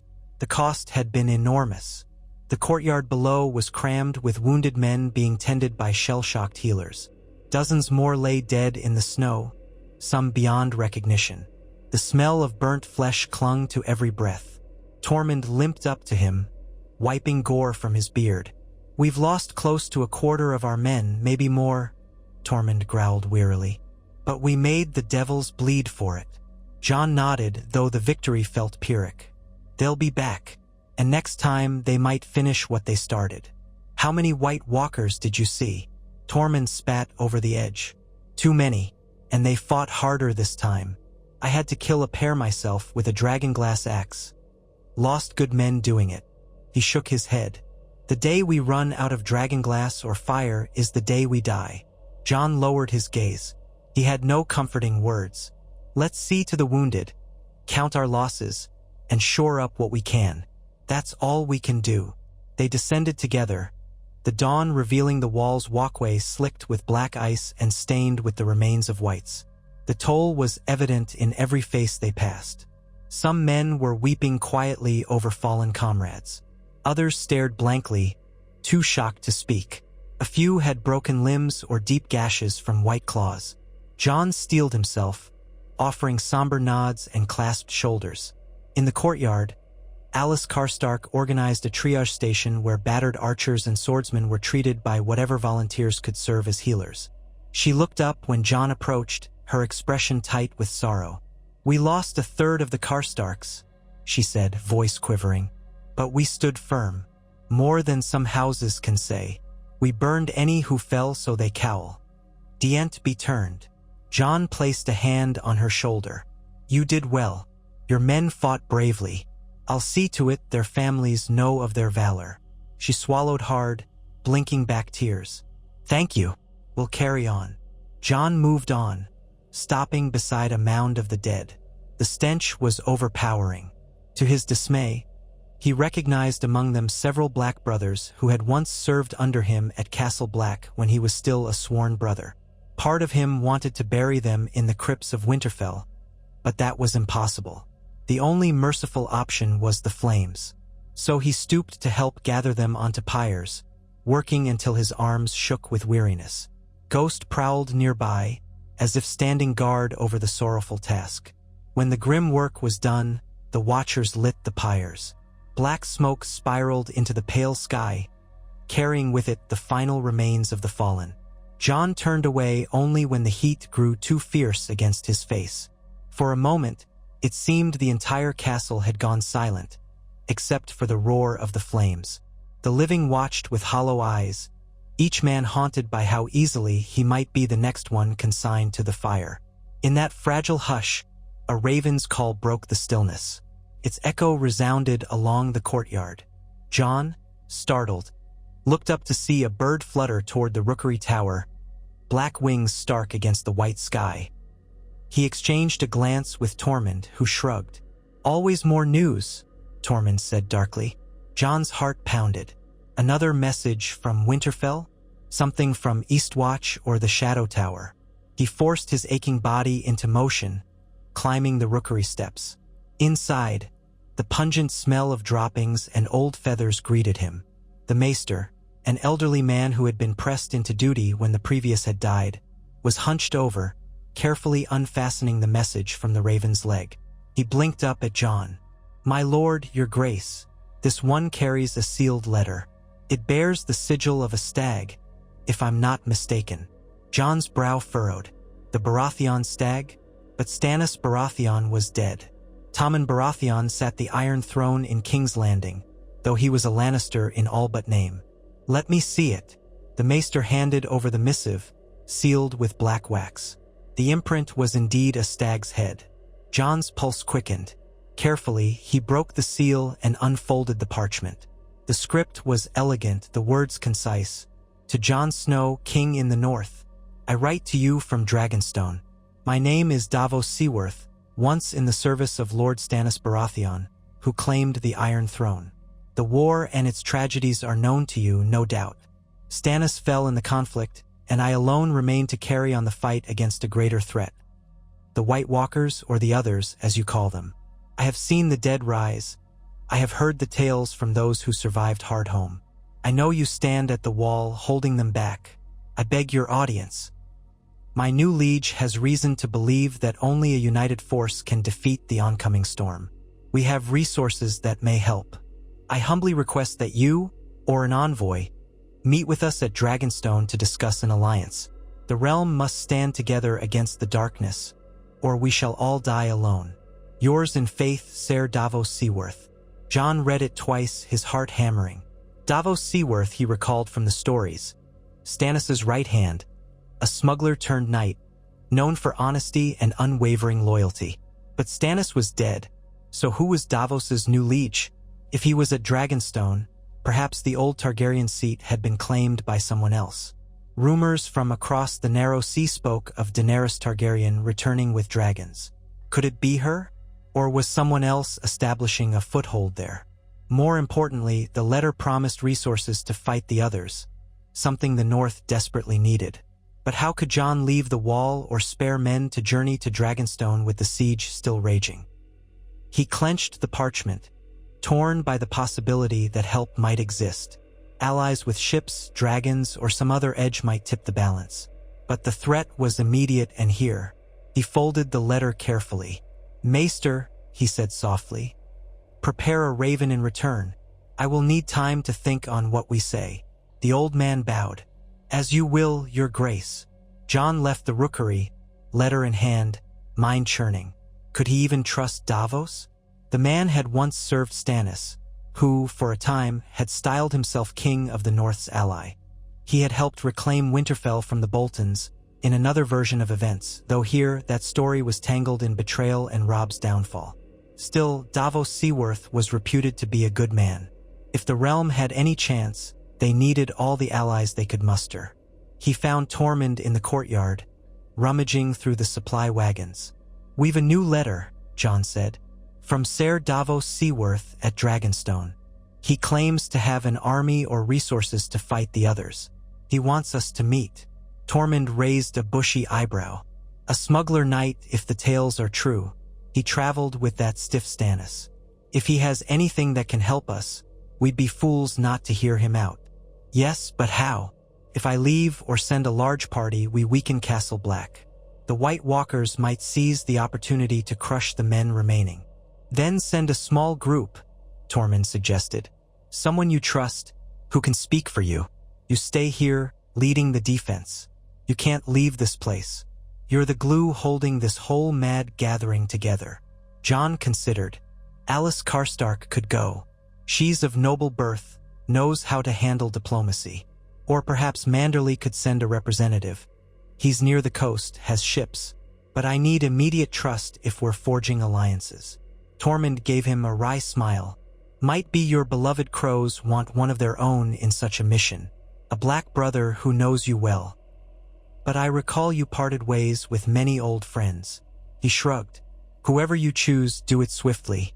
Winter is biting, and we can't wait for them to show up with some miracle." John nodded, mind racing. "I'll speak to Alice, see if she's willing to represent us. She's proven herself capable. She can sail from Eastwatch to Dragonstone. If the seas aren't completely blocked, Davos might have a route. We can't afford to let a chance slip." Tormund grunted approval. "Better her than me. I've had enough boats for a lifetime. That water's too cold for my liking." Then, more seriously, "You trust her to speak with this Davos for us? She's a capable fighter, but is she a talker?" John thought of how Alice had managed the Karstark inheritance, how she'd shown both cunning and composure in forging alliances. Yes, she's proven to be more than just a sword arm. She's learned some diplomacy, and her loyalty to the North is absolute. With luck, she'll glean the truth of Davos's claims. Tormund nodded. "Then do it. We need new allies, or we'll all end up whites." John agreed. By the end of that day, he found Alice Karstark near the training yard, overseeing a short archery practice. She turned, noticing his grave expression. "What is it?" He handed her the letter. She scanned it, eyes widening. When she finished, she looked up. "Dragonstone? That's far. I've heard rumors that Daenerys Targaryen might have landed there. Others say it's empty or occupied by some other pretender. If Ser Davos is there, it suggests a deeper plan." John nodded. "I want you to go. Take a small delegation, maybe 10 men, no more. Travel to Eastwatch, then sail south if the port is navigable. Meet with Davos, see if his new liege truly aims to help us. If so, we'll need those forces, be it dragons or an army of Unsullied or anything else. We can't hold forever." Her face registered surprise, then acceptance. "When do I leave?" "As soon as you're ready. Within the hour, if possible. I know you're exhausted, but time is short. Tormund and I will keep Castle Black standing as long as we can." She inhaled sharply. "It's dangerous out there. Even if we reach Eastwatch, the seas might be treacherous, and the White Walkers might strike again in our absence." John's throat felt tight. "I know, but this might be our only chance to bring real help to the North. I trust you, Alice." She glanced around, at the battered men who practiced archery with half-frozen fingers, at the parapets still smeared with blood. "Very well. I'll gather volunteers, men I know I can rely on. We'll try to slip away in the dark to avoid the white patrols near the coast." John squeezed her hand briefly. "Thank you. The North needs this. And good luck." She clasped his hand back, eyes hard with resolve. "When I return, I hope to bring an ally that can turn the tide." They parted ways. Alice immediately began preparations, collecting supplies and choosing her retinue carefully. A pair of Karstark knights, a few hardy wildlings who had experience with small boats, and 2 black brothers who volunteered. By dusk, they were equipped with food and dragonglass weapons. With Tormund's help, they mapped a route that skirted the undead-occupied territory, hoping to avoid large, roving bands of whites. The risk was immense. After dark, John and Tormund escorted them to the postern gate on the east side of Castle Black. The watchers on the ramparts kept a careful eye on the snowy darkness beyond. Moonlight glimmered faintly on the endless drifts. Alice stood with her men, all cloaked in thick furs. She met John's gaze one last time. He read the fear in her eyes, but also a steady determination. "We'll be back," she promised quietly, her breath misting. "Hold until we return." "We will," John said. "Go." Alice gave a quick nod, then led her small group out into the night. The gate was quietly shut behind them, barred to keep any whites from slipping in. John's heart panged with anxiety as he watched their silhouettes vanish into the dark. There was no guarantee they would survive the trek to Eastwatch, let alone the voyage to Dragonstone. But they had to try. He turned away, heading back into the courtyard with Tormund. "We're spread thin," John muttered. "One more reason to pray the others don't launch another assault soon. We've lost men, supplies are tight, and now we've sent away capable fighters. But it had to be done." Tormund shrugged. "It's a risk either way. Better to risk a small group in search of help than sit here waiting to starve. I'll see that we remain vigilant." Maybe the gods won't let the devils come at us while we're in this state. Jon glanced up at the cloudy sky, the faint glimmer of moonlight reflected on drifting snowflakes. The gods rarely show mercy, he said bitterly. But we can hope. They parted for the night. Jon tried to rest in his tower chamber, but sleep eluded him. He stood at the arrow-slit window for hours, gazing out into the swirling darkness, shoulders tense. Each shift of the wind could be the whites returning. Each swirl of snow might hide a White Walker's shape. Finally, near dawn, his exhaustion overcame him. He sank onto the cot and drifted into a shallow slumber haunted by images of Robb, battered and bloody, standing on the battlefield with eyes as blue as the others. When day broke, men rose to continue the chores of survival. Tormund took a party to the forest again, hoping for more game. Bowen Marsh supervised the strengthening of the main gate. Jon directed the catapult crews in repairing the battered equipment. Time ticked by in small, urgent tasks. 2 days passed with no sign of the whites returning. The watchers spied scattered shapes along the tree line. Scouts, perhaps, or stray undead, but no massed movement. Now and then, the wind carried faint moans, but otherwise, the hush was eerie.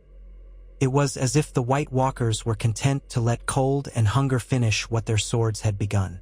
Yet, on the 3rd day after Alice's departure, disaster struck from an unexpected angle. Near midday, a sentry on the west side of the wall raised an alarm. Jon hurried up the icy steps, joined by Tormund. The watchers pointed west, where the bright expanse of snow stretched toward a hilly region. At first, Jon saw nothing amiss, just the pale reflection of winter sun. Then, he noticed an approaching swarm of movement, dark shapes racing across the snow. Horses or something similar. He snatched a spyglass from a nearby black brother and peered through it. A column of riders advanced, black and gray shapes weaving information. Banners flapped in the wind, though it was too distant to make out the sigil. But the watchers were calling out a name that made Jon's blood run colder than the winter air. Boltons. The Boltons were supposed to have been crushed or driven out. Roose Bolton had died in the War of the Five Kings, and his bastard son, Ramsay, had been captured and held at Winterfell, forced to swear fealty. Yet rumors always persisted that Bolton loyalists lurked in the far-flung corners of the Dreadfort's domain. Now it seemed a large force of them had rallied. Perhaps these were men who had fled south, or hidden until the time was ripe to strike. And they were riding straight for Castle Black. Jon exchanged a shocked look with Tormund. Why in the seven hells would they come here? Are they mad? Wanting to face the dead? Tormund's lip curled. Could be they think to claim the wall as a bargaining chip. Boltons are cunning. Maybe they've allied with the Freys or the Lannisters. Or they're just suicidal fools. Jon stared at the approaching riders, dread coiling in his gut. Sound the horns. Prepare for a new threat. Soon, the courtyard was a frenzy of activity. The watchers readied weapons, still battered from the last white assault. A force of living, cunning men was in some ways more dangerous than the mindless undead. The gate had to be guarded, though ironically, the walls that kept whites out could also keep an invading army at bay, if it wasn't too large. But a determined foe with siege engines could pose a grave threat. The defenders mustered at the ramparts. Archers knocked arrows. Catapults were swiveled westward. Tormund and Jon stood near the top of the gatehouse, scanning the horizon. As the riders drew closer, their banners became visible. The flayed man of House Bolton, twisting crimson on a field of pink. Jon felt revulsion coil in his stomach. He had intended to eradicate that sigil from the north, but clearly some remnants survived. The column halted out of arrow range, forming a line on the snowy plain. A single rider advanced, bearing a white cloth of truce. Jon ground his teeth, but motioned for the watchers to hold their fire. The rider stopped within shouting distance, raising a horn. "Parley," the rider called. "I bring a message for the one who calls himself king in the north." Jon grimaced. "If they want to talk, we'll talk." He glanced at Tormund. "Cover me. If they try anything, shoot them down." Tormund nodded. "Don't worry. They'll be dead before they can blink. John descended to the ground-level parapet, stepping out onto a small platform built above the gate. The rider at the front was a Bolton captain, clad in dark leathers, face hidden by a fur-lined helm. John called down to him, voice echoing, "Speak your piece." The rider lowered the horn and addressed him. "I come on behalf of Lord Domeric Bolton, rightful heir to House Bolton, who has rallied what remains of his loyal bannermen. He bids you open the gates. We wish to enter Castle Black to treat with you. Our men will share in your war against the undead." John's eyes narrowed. Domeric Bolton was rumored dead, but apparently not. The Boltons turned traitor against the Starks. Why should I trust any man who bears that flayed man banner? A pause, then the Bolton captain continued, "We stand by our claim that the North is in chaos, in need of strong leadership. House Bolton seeks to rectify old grievances and reclaim its rightful place. My Lord Domeric states that you, as king, must accept him as warden of the North under your command, on condition that you yield certain lands and titles." John clenched his jaw in anger. Even in the face of the dead, the Boltons were playing power games. You want to come inside these walls with hundreds of men to demand lands and titles while we're besieged by an army of whites? I think not. You'll remain outside. The captain shifted in the saddle. "We prefer not to take the castle by force, but we will if you refuse to parley. The dead are coming, and only by uniting can we survive.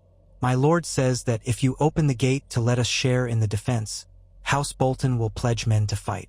The alternative is a siege you can ill afford." Rage simmered under John's calm exterior. The Boltons were threatening him with a second siege while the White Walkers lurked. "A siege?" he roared. "Are you mad? If you cause turmoil here, you'll only help the others break through. We all die then." The captain's voice carried a smug edge. "Indeed, we might all die, but the Boltons won't. We'll withdraw south, rejoin our allies, and leave you to the whites if you refuse us. You don't have enough men to hold the wall forever. Better to accept our help and yield to our demands. My Lord Domeric can speak with you directly if you open the gate." John's fists tightened on the parapet stones. The nerve of these men, to appear at the last moment and try to extort concessions from the king in the north while the realm tottered on the brink of destruction. A swirl of conflicting thoughts warred in his head. They did have men, presumably a few hundred. That could bolster the defense. But at what cost? Letting them inside risked letting a viper into the nest. The Boltons had butchered Starks before. They were known for cruelty. Could he rely on them not to betray the defenders from within? And if he refused, they might hamper his efforts, cut off supply lines from the west, or even assault the castle's flank in the next white attack. He could almost hear Ned Stark's voice, telling him never to trust a Bolton. But Ned Stark was gone, murdered by the Lannisters and overshadowed by all that had happened since. John stared down at the line of riders, uncertain. Tormund's voice drifted from behind him. "They're scum," croaking. "We should kill them now." John lowered his voice. "If we do that, their main force might charge the wall. We're not prepared for a fight on two fronts." He hesitated, a swirl of logic and emotion pulling him in different directions. "I'll not open the gate to them, but maybe we can parley outside in the open with minimal risk. I want to see Domeric's face. If he truly wants to help fight the others, let him come under a flag of truce with only a handful of men." Tormund bared his teeth. "If it were me, I'd fling burning pitch at them and see how they like the cold. But it's your call, King." John raised his voice to the Bolton captain. "I'll meet your lord under flag of truce, here outside the gate tomorrow at dawn. He may bring 3 men. I'll bring 3, no more. If he doesn't come alone, we'll rain fire and arrows." "Understood." A slight hesitation, then the captain nodded. "Understood. Lord Domeric will come at dawn. See you then." With that, he wheeled his horse around and trotted back to the main column. The Bolton force withdrew a little, setting up a distant camp well out of arrow range. John watched the flayed man banners ripple in the wind, a bitter taste in his mouth. He felt Tormund's stare. "You're certain about this, Crow King?" "No," John admitted, But we have no good choices. Let them see we're not cowed by them. If they truly wish to fight the dead, maybe we can forge a temporary alliance. We need every sword, but I'll not hand them the keys to Castle Black just to satisfy their ambition. Tormund nodded, though his expression remained grim. I'll stand by your side. I'd love to see the look on their faces if they try something and I ram an axe in their guts. Jon forced a humorless smile. Let's hope it doesn't come to that. They descended, making preparations for the dawn parley. Jon selected Tormund, Bowen Marsh, and 2 skilled archers to accompany him. The rest would remain on the walls, ready to unleash death on the Boltons if they tried any treachery. That night, the Watchers maintained a higher state of alert, scanning both the forest to the north and the Bolton camp to the west. It was an unsettling sight, men waiting in the open while wights might roam near. But apparently, the Boltons had set up wards or watchfires, trusting their numbers to keep undead ambushes at bay, or so Jon surmised. Morning arrived in a sullen haze of gray. The wind had calmed, leaving an eerie hush over the battlefield. Jon rose with stiff limbs. He donned his armor, a patchwork of black leather and boiled hides, lined with fur for warmth. Over his shoulders, he wore a cloak pinned by the Stark direwolf sigil. It felt wrong to wear that emblem after what he had done, but he had to appear every inch the king in the north to these Bolton challengers. Tormund strapped on his battered breastplate and hefted a broad axe. Bowen Marsh, pale and solemn, followed them to the gate. At the last moment, Jon gave instructions to the Watchers on the ramparts. If they betray us, shoot every Bolton in sight. Don't hesitate, and do not open the gate for any reason. A black brother nodded, face grim. Yes, your grace. With that, the gate was cranked open just enough for Jon's small party to slip through. Outside, the snow gleamed under an overcast sky. The cold air stung Jon's lungs. He saw the Bolton column beyond, a cluster of tents and horses. A small group of riders approached, a man in fine furs, flanked by 2 standard-bearers and a 3rd guard. They bore the white cloth of parley. Jon, Tormund, Bowen Marsh, and the 2 archers walked out to meet them in the open space between the wall and the Bolton camp. Both sides stopped at a respectful distance. Silence reigned for a moment. Then the man in fine furs dismounted, removing his gloves.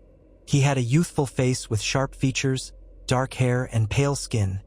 Domeric Bolton, presumably.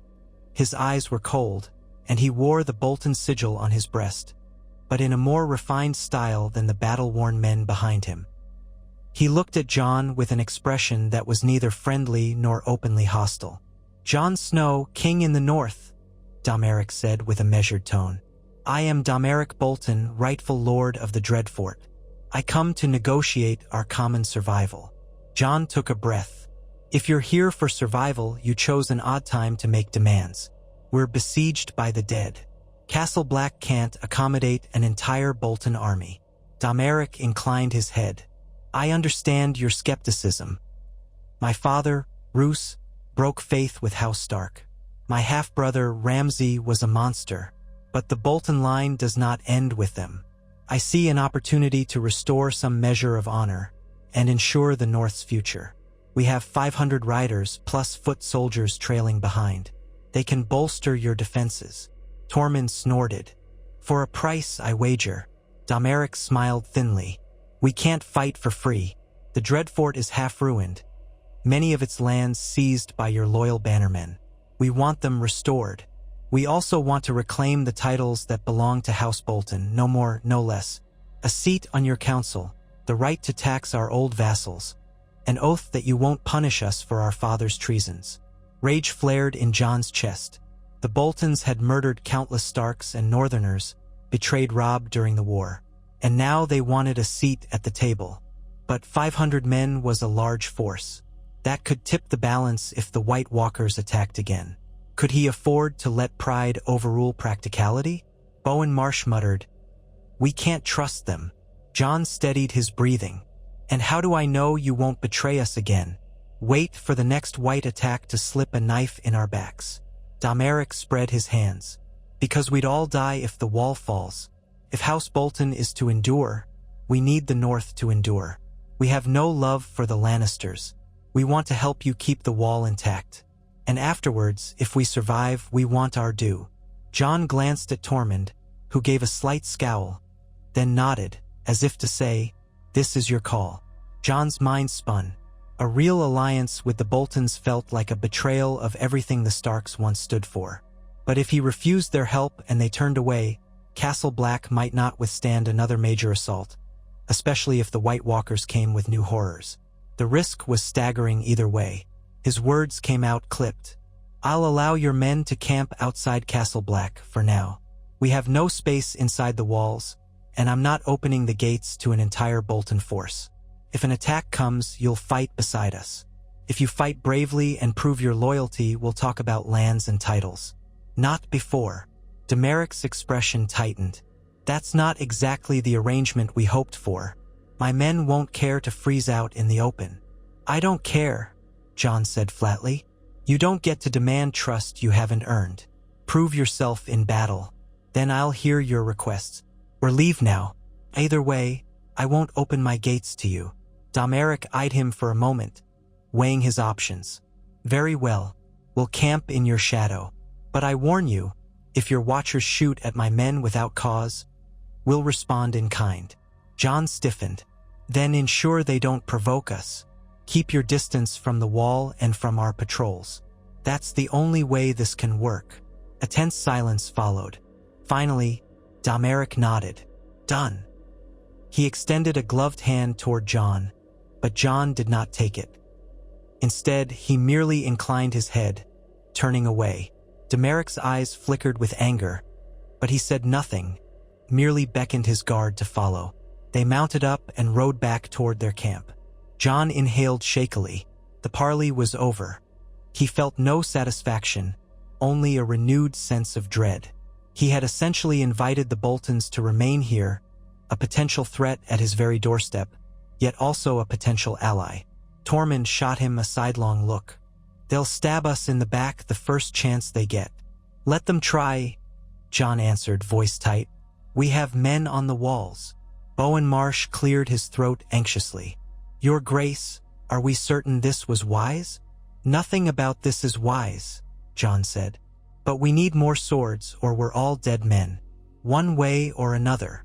He paused, scanning the distant Bolton encampment. "At least we keep them outside the walls. If they truly want to fight the dead, good. If not, they'll discover that the others show no mercy to traitors." They returned to Castle Black under the watchful aim of 100 archers. Once inside, the gate slammed shut. Jon reported to the men on the ramparts, explaining that the Boltons would remain outside. Some watchers cursed under their breath, but they followed his order not to harass the newcomers unless provoked. The day wore on, an uneasy stalemate settling in. To the north, the Whites lurked. To the west, the Boltons set up tents, digging snow trenches for their horses, lighting fires to stave off the bitter cold. Winter had never felt so claustrophobic. When evening came, Jon found himself back at the top of the wall, gazing into the gloom. Ghost stood at his side. The dire wolf stiffened, nose twitching at the faint odor of new humans. Jon placed a hand on Ghost's fur, seeking comfort. The memory of Robb's last breath flickered, as it often did in quiet moments. If Robb were alive, would he have found a more honorable path? Possibly, but the time for such thoughts was gone. Jon had to deal with the world as it was, riddled with cunning lords, monstrous undead, and the ghost of a brother he'd wronged. Below, he saw the flickers of Bolton campfires. Further on, near the tree line, faint shapes hinted at the Whites. The night sky was starless, a dull gray mass of cloud. Somewhere out there, Alice Karstark was traveling across frozen seas, risking her life to secure an alliance with strangers. Jon swallowed hard. He felt the weight of all these precarious pieces shifting, as though the slightest breeze could topple everything. He exhaled, breath steaming, and whispered to himself, "We hold one day at a time. Winter is here, but we still draw breath." That was the single fragile promise he could cling to, and as the wind whistled past, Jon closed his eyes, bracing for whatever fresh horrors or alliances the dawn might bring. The days that followed were tense beyond measure. The Boltons settled west of the wall, establishing a perimeter with sharpened stakes and watchfires. Their numbers were indeed sizable, and the watchers on the ramparts viewed them with suspicion at all hours. Meanwhile, the Whites kept their distance, perhaps unwilling to clash with a newly reinforced living army, or perhaps waiting for a darker signal. The daily routine for Jon and his men remained the same. Rationing supplies, standing sentry through the night, sending small foraging parties to scrounge for game. Tormund hovered around the gates, glaring at any Bolton soldier who ventured too close. Bowen Marsh spent most of his time in the library tower, trying to decipher old records on the long night, searching for any historical clue about how to stop the White Walkers. So far, he'd found only half-legends. Jon's sleepless nights stretched on. Every time he closed his eyes, he imagined Robb's final look of betrayal, the moment the blade bit into his brother's side, the spurt of blood on the frozen ground. He would jolt awake, heart hammering, as if expecting the Whites to scale the walls at any second. Yet the siege remained curiously quiet. Some watchers wondered if the White Walkers had retreated deeper into the north. Jon doubted it. The others were patient, and the winter was only getting harsher. They might be content to let the living freeze and starve before striking. On the 5th day after the Boltons' arrival, the uneasy stalemate was shattered by a sound of horns echoing from the east. Jon rushed to the eastern rampart, scanning the horizon. Clouds parted to reveal a cluster of sails bobbing near Eastwatch by the sea, the fortress visible in the far distance. Could it be Alys Karstark returning already? Or was this something else entirely, raiders, Ironborn, or a southern fleet? A runner arrived from Eastwatch's Ravenry the next morning with news. Ships carrying a banner of a three-headed dragon had anchored off Dragonstone after skirting the north. Daenerys Targaryen, the letter said, had landed in Westeros, rumored to have dragons and an army of Unsullied. Ser Davos Seaworth was indeed her hand, traveling the coast to gather intelligence.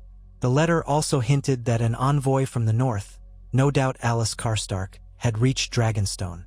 Talks were underway, and Daenerys might soon sail north to parley. Jon felt a jolt of relief. This was the best outcome he could have hoped for. A potential alliance with a queen who commanded dragons.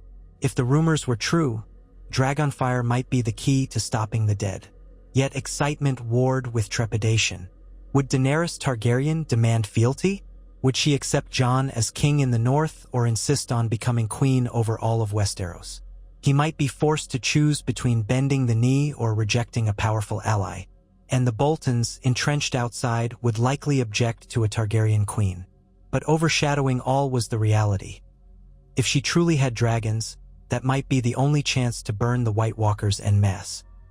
Jon resolved to wait for more concrete word from Alys, or from Daenerys herself. If the dragons came, let them come quickly. As these thoughts churned, the days stretched, and the bitter weather deepened. Ice storms battered Castle Black, snow piling high against the walls. Men cleared the ramparts daily, else the weight of snow risked collapsing some weaker sections. The Boltons endured outside in their tents, though at least they had horses to fetch supplies from the Dreadfort region. Now and then, Domeric Bolton would request another parley with Jon, only to argue that they be allowed inside for warmth. Jon refused. Each time, Domeric would leave with barely concealed fury. A fortnight passed. The others remained an ominous presence, occasionally glimpsed at night, pale shapes drifting among the trees, the Whites groaning in the distance. Castle Black's defenders held to a razor's edge of readiness, uncertain if the next day would bring total annihilation. Then, one crisp morning, horns blared from Eastwatch again. 3 deep blasts that made the men on the ramparts shout in alarm. 3 blasts signaled only one thing in the lore of the Watch: others. But this time it came from the east, not the north. Jon sprinted to the top of the wall, joined by Tormund and Marsh. They squinted toward the sea. Even from this distance, they could see faint columns of black smoke rising near Eastwatch.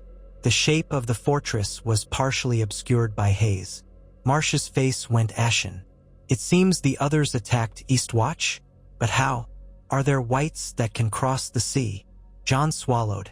It might be something else. The letter said Daenerys had ships. Could there have been a conflict? We can't be sure. He sent ravens immediately, demanding answers. But no reply came that day or the next. Men whispered fearfully that Eastwatch might have fallen, that the others had found a way around the wall. By the third day, the tension was suffocating. Finally, near sunset, a ragged raven arrived with a brief note. Jon read it aloud to his closest confidants. Eastwatch attacked by whites rising from the sea. Dozens lost. Rescued by Targaryen fleet and dragons. Surviving watchers gather under Targaryen banner. She sails for the wall with weapons of fire. Prepare for arrival. The note wasn't signed, but Jon guessed it came from one of the Eastwatch officers. The reference to dragons and a Targaryen fleet was both terrifying and hopeful. If Daenerys Targaryen had indeed engaged whites in open battle and survived, that meant dragons were real and presumably lethal to the undead. Tormund let out a breathless laugh. Dragons? Old tales coming to life? I'll believe it when I see it. Bowen Marsh was more reserved. If she sails here, she'll likely make landfall along the coast near Castle Black. We aren't equipped with a harbor. We can only guess where she'll disembark, but it might be within a few days if her fleet is that close. Jon nodded, heart pounding. We must be ready to greet her. Dragons or no, any new arrivals in large numbers could spark conflict with the Boltons camped outside. And if the White Walkers sense new activity, they might try to strike. This is going to be chaos. 3 days later, that chaos arrived. The watch atop the wall spotted sails on the horizon, dark silhouettes against a slate-gray sea. Soon, word spread that a large Targaryen fleet was approaching, accompanied by the thunder of wings in the sky. Men craned their necks, scanning the clouds. Then came the roar, a deep, guttural bellow that shook the stones. A monstrous shape soared over the eastern coastline, wings spanning half the sky. The watchers on Castle Black gasped in awe and terror. A living dragon, black and red, with flames dancing in its maw. 2 more followed, smaller but no less fearsome. Jon stood transfixed as they circled, the wind from their passage whipping across the ramparts. Down below, the Bolton camp erupted into panic. Horses reared, men shouted, some fleeing tents. Domeric Bolton tried to rally them, pointing at the sky with a sword. The dragons shrieked, banked, and soared back toward the sea. Shortly thereafter, the watchers spotted figures riding them, one in particular astride the largest dragon. Silver hair streamed behind her. Daenerys Targaryen. Jon swallowed hard. So it's true. She's come. Tormund exhaled, wide-eyed. Hot damn, Crow King. We might just burn those devils into ash with beasts like that. Bowen Marsh stood paralyzed for a moment, then found his voice. We must invite her to land. We have no harbor, but perhaps they can come ashore somewhere near. If those dragons breathe fire on the whites, this could change everything. Jon nodded, though an undercurrent of uncertainty ran through him. Would Daenerys Targaryen demand him to bend the knee? Would the Boltons try to sabotage any alliance? The realm balanced on a precipice. Nevertheless, he had no choice.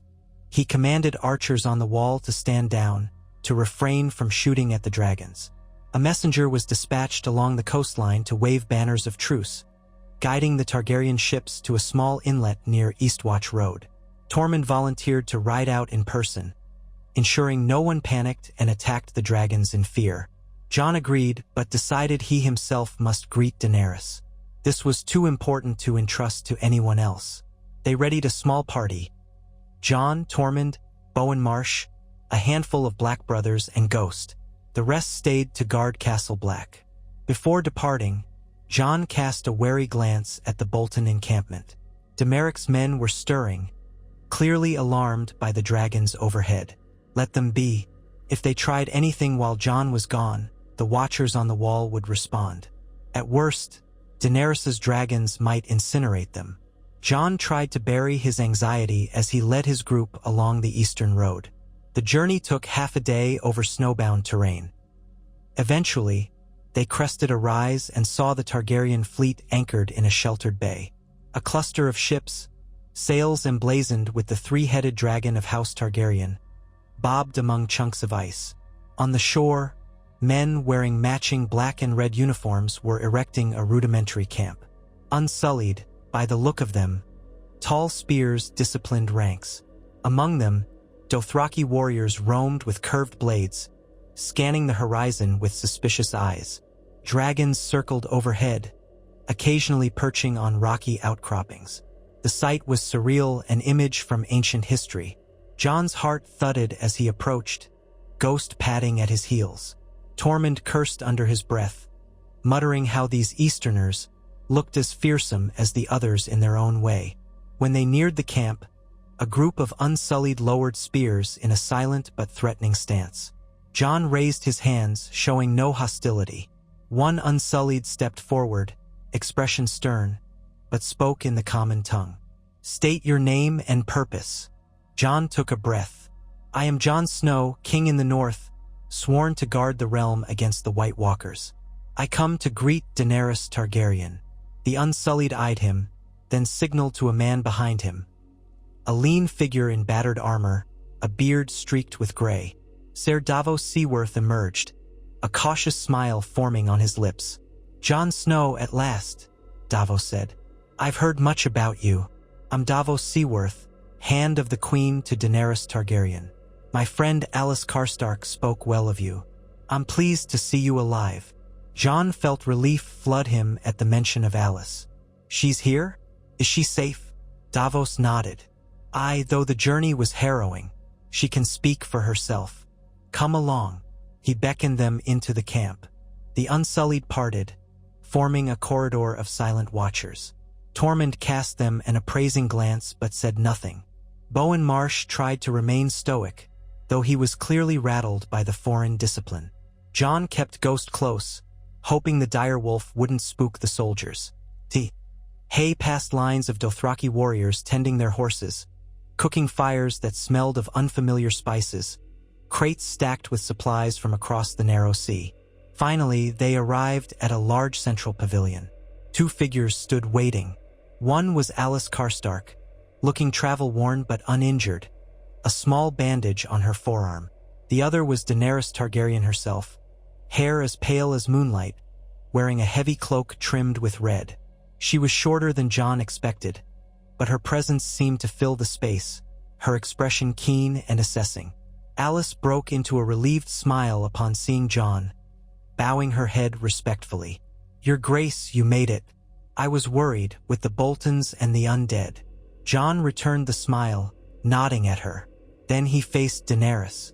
She regarded him with a level gaze, eyes the color of molten amethyst. "So, you are Jon Snow, king in the north," she said. Her voice was calm, regal, each word precise. "I have heard many stories from Ser Davos and Lady Karstark. They say you fight the dead, that the White Walkers gather at the wall." Jon inclined his head.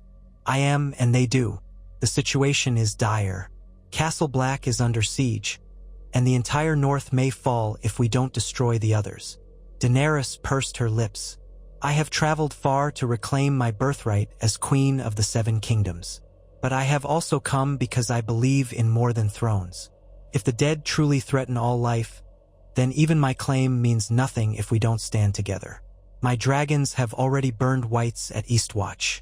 They are formidable but not invincible. We must unite our forces if we are to succeed." Davos stepped forward. "Your Grace, if I may, Jon Snow understands the gravity of this threat. He's risked everything to hold the wall. We humbly request your dragon's aid in burning the White Walkers, as many as we can. Without that, the wall may not hold much longer." Daenerys nodded thoughtfully. "I plan to do exactly that, but we must discuss terms of alliance. The North has proclaimed you king, yet House Targaryen has historically claimed dominion over these lands. I am not my father, but I cannot ignore centuries of law. Are you prepared to bend the knee so that we may stand united?" An uneasy hush fell. Tormund shifted, hand on the hilt of his axe. Bowen Marsh's mouth tightened. Alice Karstark watched Jon carefully, as if wondering how he would respond. Jon felt a knot tighten in his chest. He had anticipated this ultimatum. Without the dragons, the North might be doomed. But bending the knee to a Targaryen risked fracturing the North's fragile unity, especially with the Boltons hovering and the other houses uncertain. Then again, what value did a crown hold if everyone perished under an endless night? He looked Daenerys in the eye. "I killed my own brother to protect the North from ruin," he said softly, unable to hide the anguish in his voice. "If that doesn't prove my willingness to do whatever it takes, nothing will. The title king in the North is a burden I took because there was no one else left to save it. If forging an alliance under your banner is the only way to survive, I will consider it. But before I yield, you must understand. The North has bled under Targaryen rule in the past. We cannot simply bow without assurances that our ways will be respected, and that your priority truly is to defend all living people." Daenerys studied him, reading the pain etched on his face. "I understand the North's mistrust. My father was cruel. Many of my ancestors took and took. I am not them. I wish to break the wheel that has ground the common folk into the dust. My priority at this moment is to save Westeros from the undead. If you fight beside me, if we burn the White Walkers together, then your people shall be free to keep their customs. But the realm cannot endure if it is divided. I ask for your fealty, an alliance with me as your queen. Do that, and I promise to protect the North with every dragonfire breath I command." Jon's heart pounded. The final threshold. He glanced at Alice, who gave a slight nod. She had presumably seen Daenerys' sincerity firsthand. He looked to Tormund, who shrugged, leaving the decision in Jon's hands. Then, slowly, he sank to one knee, ignoring the jolt of old guilt that flared in him when he remembered the moment he had cut down Robb Stark. Perhaps, at last, he could save the North in a way that justified that terrible sin. In the hush of the pavilion, his voice was quiet but resolute. "I, Jon Snow, pledge the North to Daenerys Targaryen, rightful queen of the Seven Kingdoms. I ask that you join us against the White Walkers and protect our people from an endless night." Daenerys reached out and laid a hand on his shoulder, an unexpected warmth in her gaze. "Then rise, Warden of the North. We shall fight the long night together." He rose, feeling a strange mix of relief and lingering dread. A new alliance was forged, but what would it cost him in the eyes of the Northern Lords? What would the Boltons do if they discovered the North had bent the knee?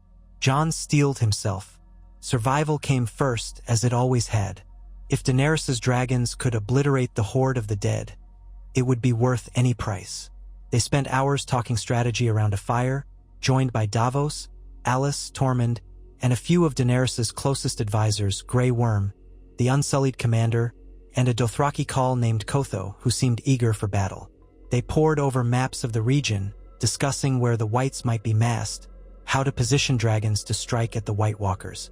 Reports indicated at least one large group of undead near Hardhome, another near Castle Black, and possibly more scattered in the far north.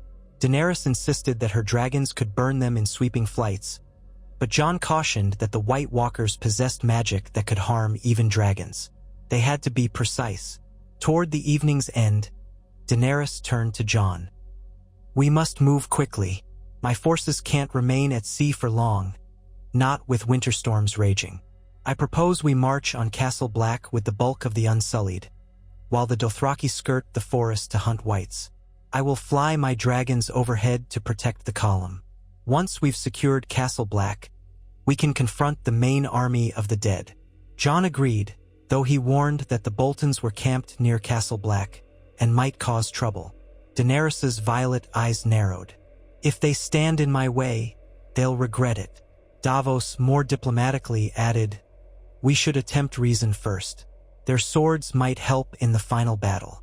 But if they remain traitors," Tormund finished the thought with a snort, "they'll burn like dried kindling." So it was decided. The next morning, the Targaryen fleet would sail closer to the northern coast, dropping off Unsullied and Dothraki in waves. Daenerys would lead a grand march on Castle Black, riding her black dragon, Drogon, with the other two, Rhaegal and Viserion, flying in formation. Jon would guide them on the safest route. The alliance was set, the vow of fealty sealed by necessity. That night, Jon found a restless sleep in a Targaryen tent, flinching at the memory of Robb's face. But for the first time in many moons, he felt a faint sliver of hope. Day broke with a swirl of snow. The Targaryen forces packed quickly, unsullied in orderly columns, Dothraki in roving packs. The dragons soared overhead, their cries echoing across the bay. Jon stood at Daenerys' side, pointing out the path. A hush of awe rippled through the unsullied ranks when they spotted Ghost, the giant white direwolf. Daenerys herself seemed entranced by the creature, remarking that direwolves were as rare now as dragons were until recently. Jon merely nodded, thinking how once each Stark child had a direwolf. Sansa's lost in King's Landing, Arya's vanished into the wilds, Robb's brutally slain. Only Ghost remained, loyal to the end. The army set forth, a sight Westeros had never witnessed. The silver-haired queen riding among unsullied with shining spears, followed by savage Dothraki horsemen, accompanied by a king in the north who had committed the darkest fratricide. Overhead, 3 dragons roared. Scouts rode ahead to ensure no white ambush awaited them. Though the wind battered them, they made steady progress. By the second day, they were close to Castle Black. The watchers on the wall must have seen the approaching force from miles away. Sure enough, as they neared the slope that led up to the fortress, horns blew from the ramparts. Jon recognized them, a warning, not necessarily a threat. He rode near Daenerys, hand on Longclaw's pommel. Tormund trotted closer. "Your friend Domeric Bolton is probably soiling himself right now." Daenerys signaled for her vanguard to halt, then urged her horse forward. From this vantage, Jon could see the Bolton camp in chaos. Many had packed up tents, apparently preparing to retreat. Others brandished weapons, confused by the arrival of an army with dragons. Domeric Bolton himself was visible on a black horse, shouting orders. When he spotted the dragons circling overhead, he paled. Daenerys turned to Jon. "Shall I let Drogon make an example of them?" Jon gripped her arm gently. "Let me try to talk them down first. We might still gain 500 extra swords to fight the dead." Daenerys studied him, then nodded. "Very well, but be quick about it. My dragons don't like the cold." Jon dismounted, accompanied by Tormund and Alis Karstark. They approached the Boltons under a white flag. Domeric's men aimed bows nervously, but Domeric rode out to meet Jon, flanked by half a dozen riders. His face was twisted in fury and fear. "What is this?" he hissed. "You bring a foreign queen with monsters to the north?" Jon stared him down. "The realm is at stake. Daenerys Targaryen has dragons that can destroy the undead threat. We need every sword. Join us or get out of the way. If you threaten this army, you'll be ashes in a blink." Domeric sneered. "You betray the north by bending the knee to a Targaryen? The Boltons do not kneel to dragon spawn." Alis Karstark spoke up. "You'd rather kneel to the dead? Because that's your alternative. The White Walkers are close to overwhelming us. If we can't unite, we'll all die. You included." Domeric's eyes flicked to the dragons overhead, a swirl of smoke streaming from one's nostrils. A muscle in his jaw twitched. "The Boltons do not fear southern scum, no matter how many spears they carry." Jon's patience snapped. "This is your last chance. Pledge your men to Daenerys Targaryen's cause, help us fight the dead, and after that we'll discuss your place in the north. If you refuse, we'll treat you as an enemy. You'll burn before you can flee to the Lannisters." A long silence. Domeric looked around at his outmatched numbers, at the dragons overhead, at the unsullied ranks in the distance. All the cunning in the world couldn't save him if Daenerys decided to unleash fire. At last, his shoulders slumped in bitter resignation. "Very well," he spat. "We'll fight your war with the dead. But once it's done, the Dreadfort stands free." Jon eyed him. "That remains to be seen. Now form ranks and prepare. The White Walkers may strike at any time."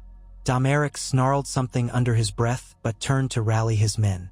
Jon felt no satisfaction as he walked back to Daenerys' lines. The Boltons could still be dangerous, but for the moment they were cowed by the dragons. Daenerys waited, her posture regal. "And?" she prompted. "They'll fight with us," Jon said. "For now. They want to preserve their power. That's enough." Daenerys's mouth curved into a slight smile. "Good. Then let's unite our forces at Castle Black and plan how to strike the White Walkers." They rode on, and the gates of Castle Black opened in welcome. The watchers on the ramparts, both Black brothers and wildlings, gaped in awe at the sight of the Targaryen host. Men parted to let Daenerys ride inside, the dragons swooping overhead. Some watchers fell to their knees, certain they were seeing legends come to life. Jon dismounted, rubbing Ghost's ears to calm him. Tormund wore an ear-to-ear grin. "We might just stand a chance after all, Crow King." Jon forced a smile. "Let's hope so." Then he climbed the steps to the ramparts, wanting to see how Daenerys and her dragons would take to the ancient stronghold of the Night's Watch. The courtyard bustled with unsullied forming neat lines, Dothraki scowling at the cold, Bolton soldiers grudgingly setting up near the perimeter. Black brothers stared, uncertain whether to cheer or run. Over it all, the three dragons circled, letting out echoing roars that rattled the very stones. Jon closed his eyes momentarily, sensing the swirl of destiny around him. The North had come a long way from the day he took a blade to Robb Stark. Now, he stood with a dragon queen in the heart of the Watch, forging alliances with once murderous houses to fight an enemy older than memory. The ghosts of guilt still haunted him, but perhaps he was on the brink of something greater, a final stand that could save the realm from the long night. If Robb's death had led to this alliance, then maybe there was a shred of redemption. His musings ended when Daenerys strode to his side on the rampart. She gazed over the expanse of the land beyond the wall, her breath frosting in the cold. "We set out to conquer," she said softly, "but now we must save this kingdom from doom." A strange turn of fate. Jon exhaled. "Fate seldom asks our opinion, Your Grace. We just do what we must." She looked at him, something like empathy in her eyes. "You carry a heavy burden. I see it in your face. But we will shoulder it together. The dead will come soon, yes? Yes." He pointed toward the tree line. "They're out there, massed in thousands, commanded by White Walkers. We've held them off, but only barely. With your dragons, we might have the power to break them." Her gaze hardened with determination. "Then let the dead come. We will meet them with fire and blood." She paused, then touched his arm gently. "And afterwards, we will rebuild a realm that no longer needs betrayal and slaughter to survive. Perhaps we will break the cycle once and for all." Jon thought of Robb, a pang in his chest. "Yes," he said at last. "Let's end this dark night." Below, unsullied horns blew, commanding the army to make camp. The dragons landed beyond the main wall, scorching the snow with heated breath. The North's defenders, wildlings, Black brothers, Bolton men, and Targaryen warriors, began to mingle in uneasy alliance. Jon stood with Daenerys, watching them, feeling the swirl of the frigid wind. The final battle approached, and with it the final reckoning. He could almost sense Robb's ghost beside him, as though waiting to see if this alliance would truly redeem the blood spilled so long ago. Night fell again, an icy veil over Castle Black. But this time, the darkness was lit by dragonfire, bright as dawn. The watchers on the wall saw the whites shifting in the distance, stirring at the glow. The White Walkers felt the heat in the air, a direct challenge to the grip of winter. The stage was set. Soon, one side or the other would shatter, deciding the fate of Westeros. And in the quiet of his mind, Jon Snow prayed that the monstrous sin he carried would be outweighed by the lives saved, if they could only triumph over death itself. Until that day, he stood unbowed, gazing into the cold horizon, waiting for the final clash with the nightmares lurking beyond the wall.